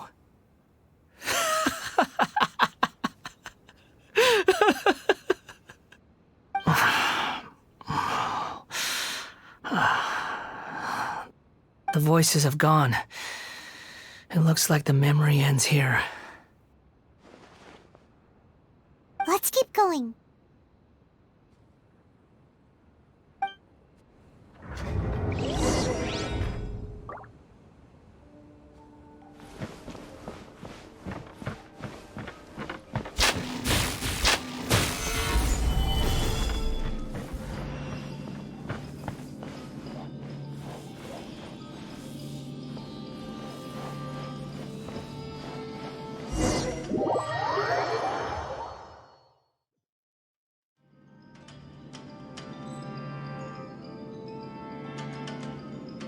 You do realize you're blocking my path.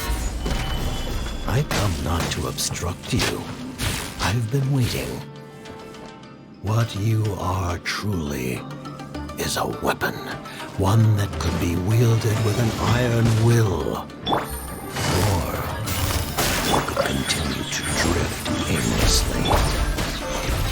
Are you trying to win me over? Long-fated rebellion has begun. Why not take your place at the banquet and join those who shall feast?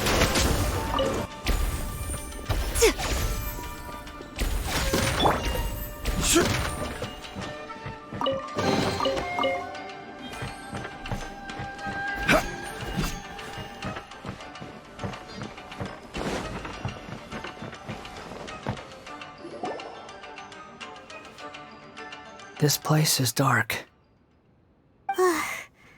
Paimon knows this place. It's the Delusion Factory in Inazuma.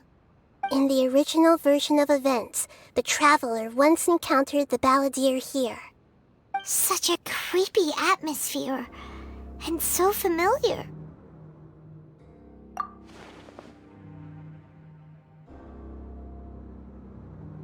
Hey, look over there! Well, well, my fair lady. Is this rundown factory and these incompetent fools all for me? Wow. You shouldn't have. Huh. What do you have to gain from belittling your subordinates? You might not want to admit it, but you are a part of this plan. Perhaps you find fighting in the abyss to be a more meaningful use of your time? Oh, but of course, even this pales in comparison to being experimented on by the doctor.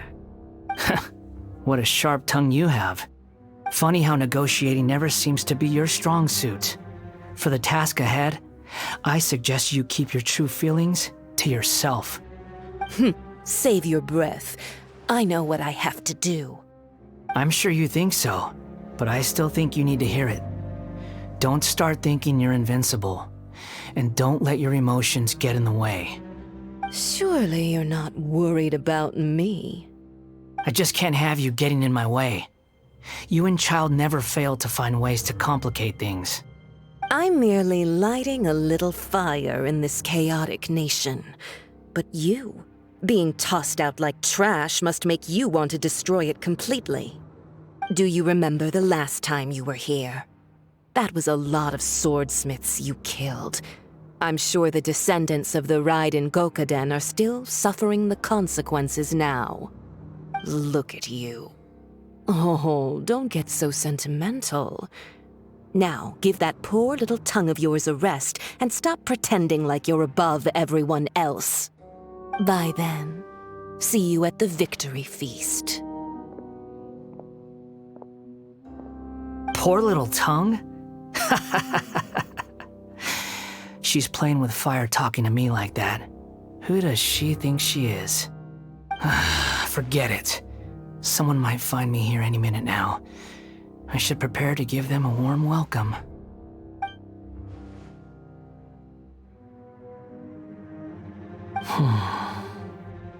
The plot does not end here.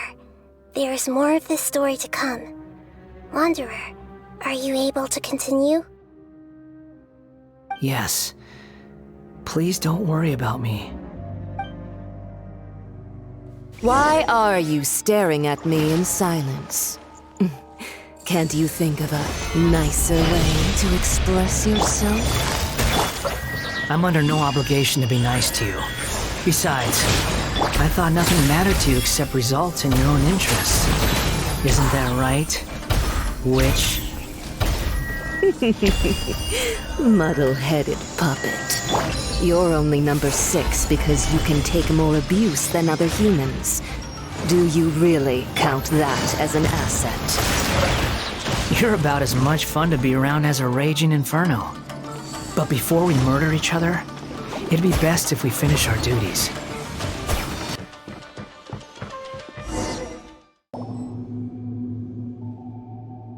Looks like we have arrived in Sumeru. Is that? Considering that Amorta's sage, Nafis, refused to join this project, I'll take part in the experiment in his place. Welcome. I look forward to a fruitful collaboration. When do we start? You seem impatient. You should know that becoming a god is far from a trivial affair. The biological transformation is a lengthy process. As such, I too would recommend that we commence as soon as possible. In the event that a successful connection is established, his body will become permanently bound to the machine, and he will be unable to move independently of it. Nothing worse than what I've been through before then, Doctor. You were the most resilient test subject I ever came across. Thanks to you, I was able to garner a great deal of information. Alas, after that, you were under orders to remain in the abyss. We barely saw each other, and it became difficult to further refine the knowledge I had gained. That was gracefully worded. Ever wonder what they think if they knew that nothing matters to you, apart from your crazy experiments? I suggest you speak to me in a more respectful tone, Scaramouche. The mere fact of your utility does not make you indestructible. The doctor again? That was uncomfortable to watch. That person gives off a very sinister energy. It's normal for him to give you the creeps. He scares the bejeebers out of Paimon. Let's move on.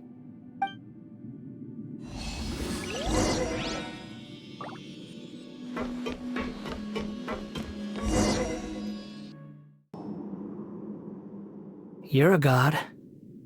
Do you think I'm evil? If you accept that he is you, just as you are you, then yes, you are evil. In your eyes, are there any differences between humans and puppets? Do you think there are any differences between your present self and your previous and future incarnations?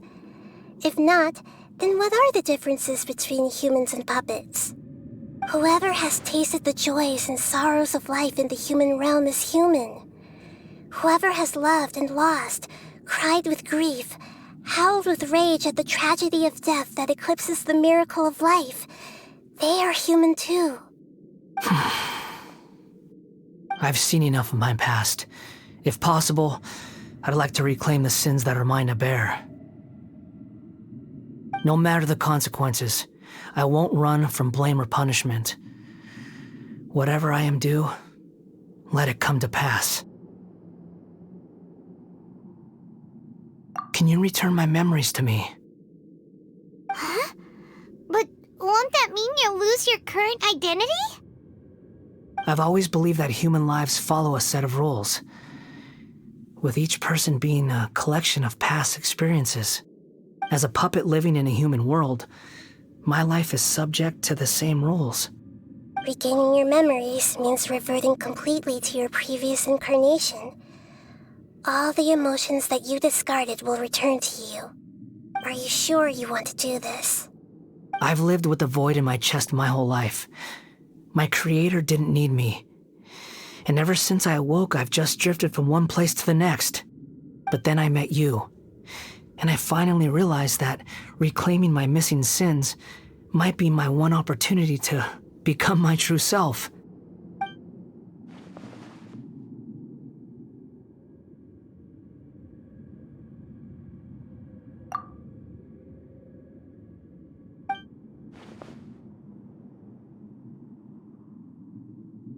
I've always felt I have an innate tendency to yearn for something more, in a way that goes deeper than for most people.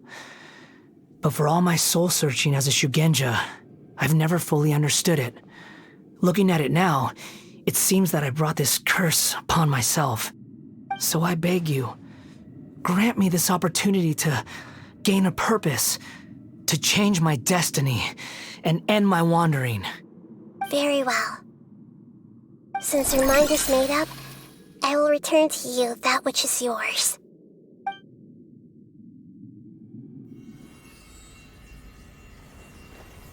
You have made your decision.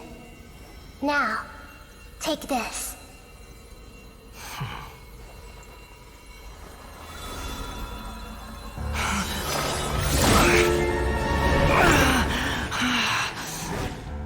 Set him free. A puppet? What's he doing here? You're a human as far as I'm concerned. Everyone's here. Wonderful. What a fine blade. Nagamasa will be thrilled.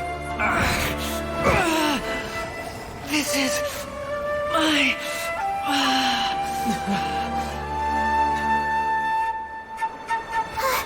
Is he alright? No way!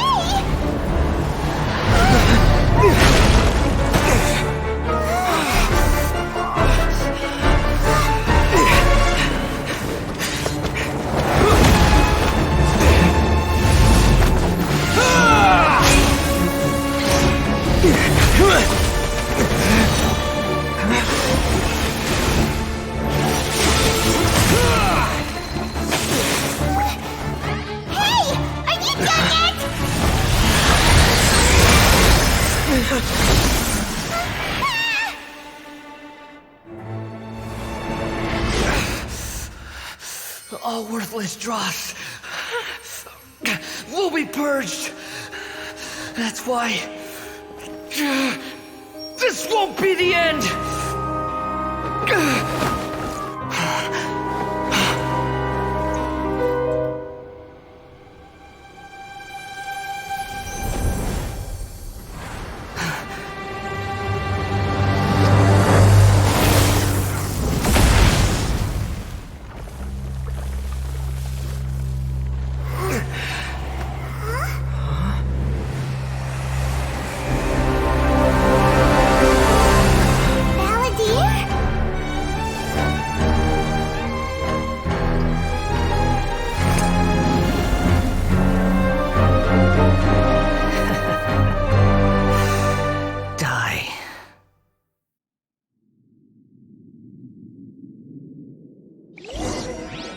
This is trying my patience.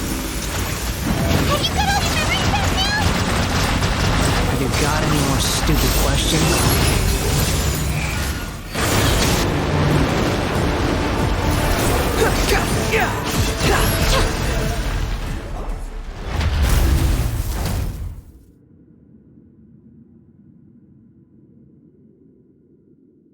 Imbecile! Get out of my sight. It disappeared. Did we win? What did you expect? I'd never lose to that. There's the tone of voice again. You're definitely back to your old self. Wait, but it was you inside that thing too! What have you got to be smug about? Sorry. I'm harsh on myself and everyone else. Just the way I am.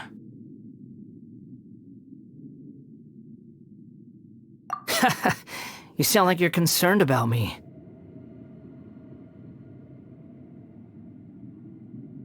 But don't worry. Thanks to you, even if I didn't change a thing, at least I now know the truth. The memory recovery seems to have been a success. This dream has served its purpose. Come on. Let's continue this outside.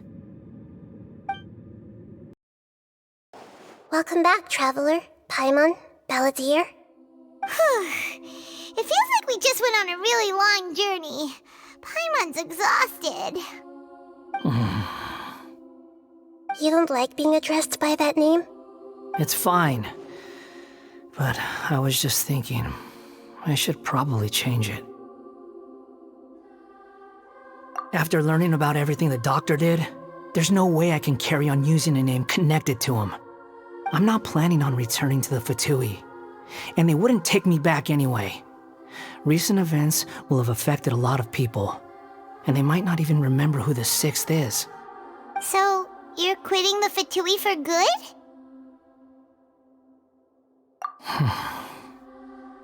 It's like you said, Lesser Lord Kusanali. Everything may look futile, but it wasn't completely meaningless. At least I made a lot of people forget about me. But that doesn't mean your own past has disappeared. Of course. And your main goal, for which you gave up everything you had, you weren't able to achieve it. I hope you can see and understand that. Changing the world, changing the past, changing the fates of other people, these are not simple things to accomplish. What you are looking for is complete annihilation. But this is just a fantasy. Even if the Balladeer is removed from existence, the world will not heed your will. Indeed. How ridiculous. Do you regret doing all that when you've gotten so little in return? Even if I'm completely worthless, there's nothing in the world worth regretting. Lesser Lord Kusanali, you purposely left that information in Irminsul, didn't you? Yes, and I took pains to make sure that you'd acquire that information naturally. Why would you go to such lengths? You trying to win me over too? In all honesty, your past experiences have made you a useful asset to Sumeru and to me. Winning you over was indeed a part of my plan. But before that, I wanted to tell you the truth about your past. If all I wanted to do was use you, then I'd be no different from the doctor. Very clever. I guess you could say that's one of my virtues. Utility to others is what gives me worth. So if embracing my sins is what it takes to make me useful again, so be it. Oh right, I almost forgot. You're the good guys. You're into justice and all that. Sorry if I have a slightly different perspective on things, but I don't feel like I've been duped. The wisest leaders are fated to end up with the best helpers. I can live with that. I'm glad you're able to think of it in that way. Traveler, in the future, I'll continue to search Irminsul more deeply and see what secrets can be uncovered, including the beginning of your twins' journey recorded in Irminsul. What exactly happened before and after that point? I want to know as well. I will try. Traveler. After I dove into the information torrent in Irminsul, why did you go to Inazuma? So that's how you found out whose fate had changed. And how? Well, whatever your reasons, you did me a favor. And I'll do everything I can to pay it back.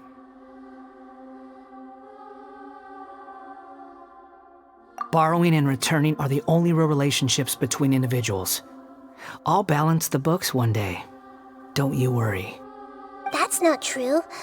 A relationship between two people is not simply a ledger that can be reset to zero. I think deep down you realize this. People who show up in your life don't just evaporate like water drops and leave nothing behind. There is no such thing as balancing the books. Some things in this world can never be brought back, and they can never be changed, which is why there is emotion in the human world. Everything that you feel is real and lasting, and whatever is missing in you will not be made whole. To be human is to live with imperfections. You can choose whether or not you want to be human. But humans can't live without a heart, can they?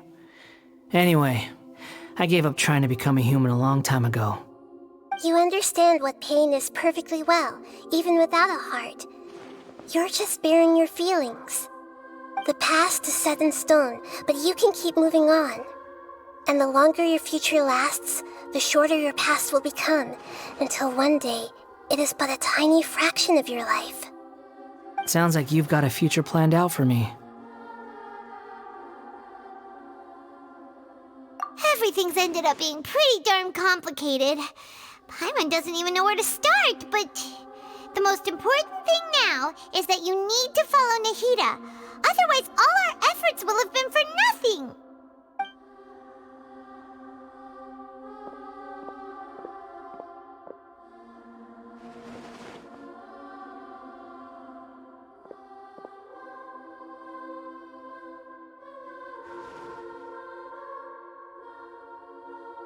Then I guess I'll be helping you from behind the scenes from now on. I'm glad that you've accepted our proposal. Why don't you choose a new name to celebrate? Ooh! Paimon wants to pick an ugly nickname for you, too! Why? Because Paimon still doesn't like you that much. Then I hope we don't see much of each other in the future. A name is life's first gift. You didn't say it out loud, but I know that's what you're thinking. The Traveler and Paimon have helped you a lot. If you can't decide on a new name, maybe you can ask them for ideas. No, Paimon only does nicknames. If it's a serious name you're after, it's all yours.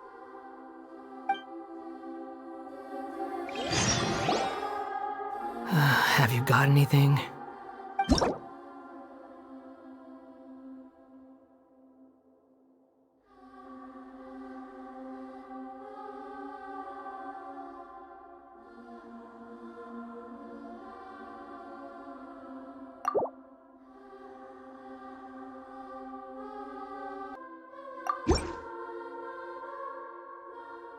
Are you sure?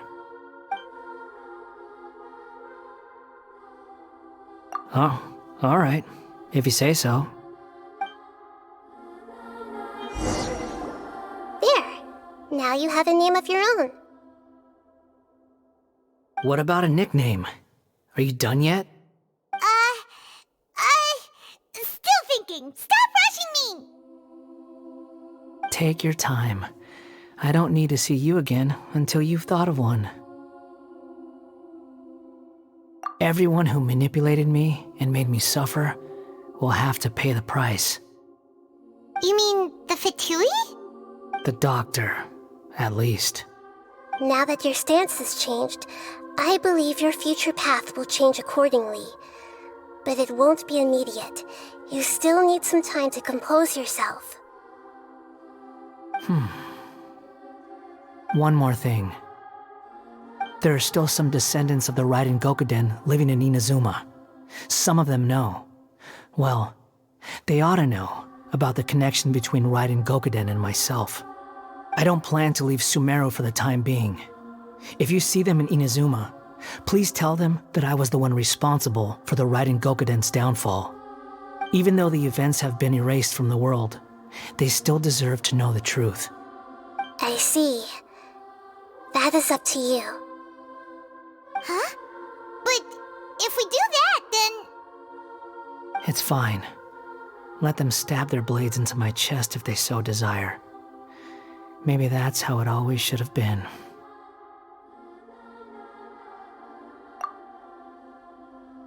What's that look for? Don't make that face. I know what I'm doing. That day will come. Alright, we're done here. Goodbye, wise deity. And you too. He's gone. What he went through today would have been like living an entire lifetime in an instant. He'll need some time to calm down. Yeah, true. But even so, after everything that's happened, he doesn't seem quite as fierce anymore. So we can finally go eat? Paimon is starving. Thank you both. I hope you will find somewhere nice to go and relax for a while.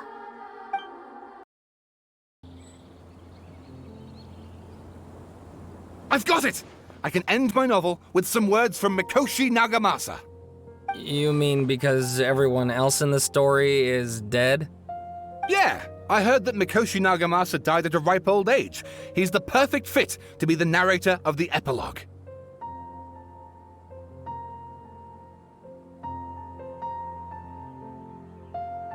The dark clouds had dissipated, but they continued to cast their shadow in Mikoshi Nagamasa's mind for decades to come. Then, one night, as an old man, he had a dream. On the night when that prized blade, the Daitatara Nagamasa, was forged, the people rejoiced, and there was painting, dancing, and drinking.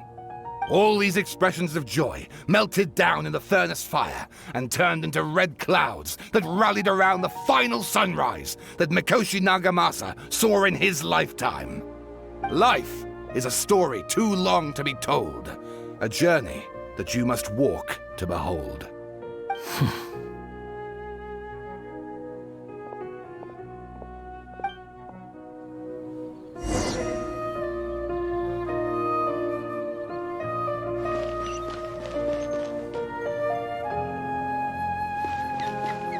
Akaba, thanks for inviting me to research together.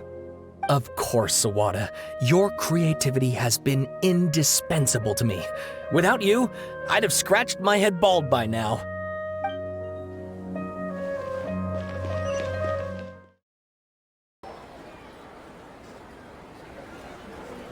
Whew, it's about time we had a break. As soon as you stop, all the tiredness and hunger comes rushing back. Wow, great! Huh? Look at the vase. Did someone break it while they were cleaning the room or something? But Paimon doesn't remember there being a cleaner.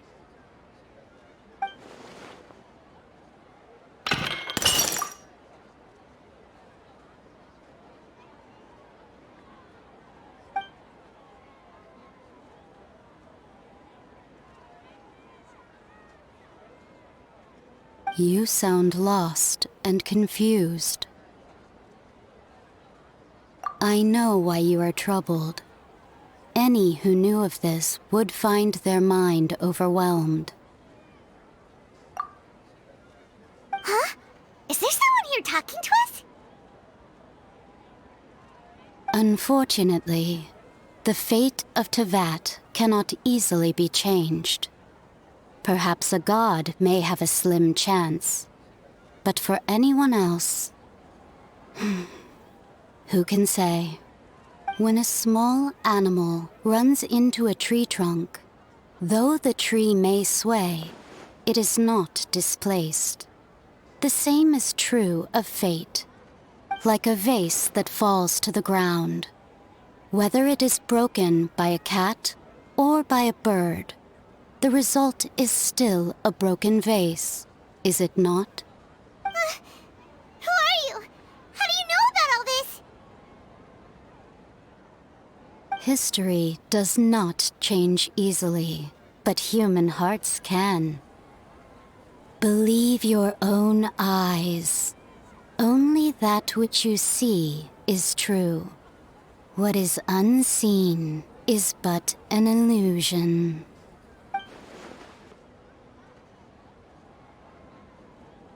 The voice has disappeared. And who the heck was that? And what were they doing coming out of nowhere and saying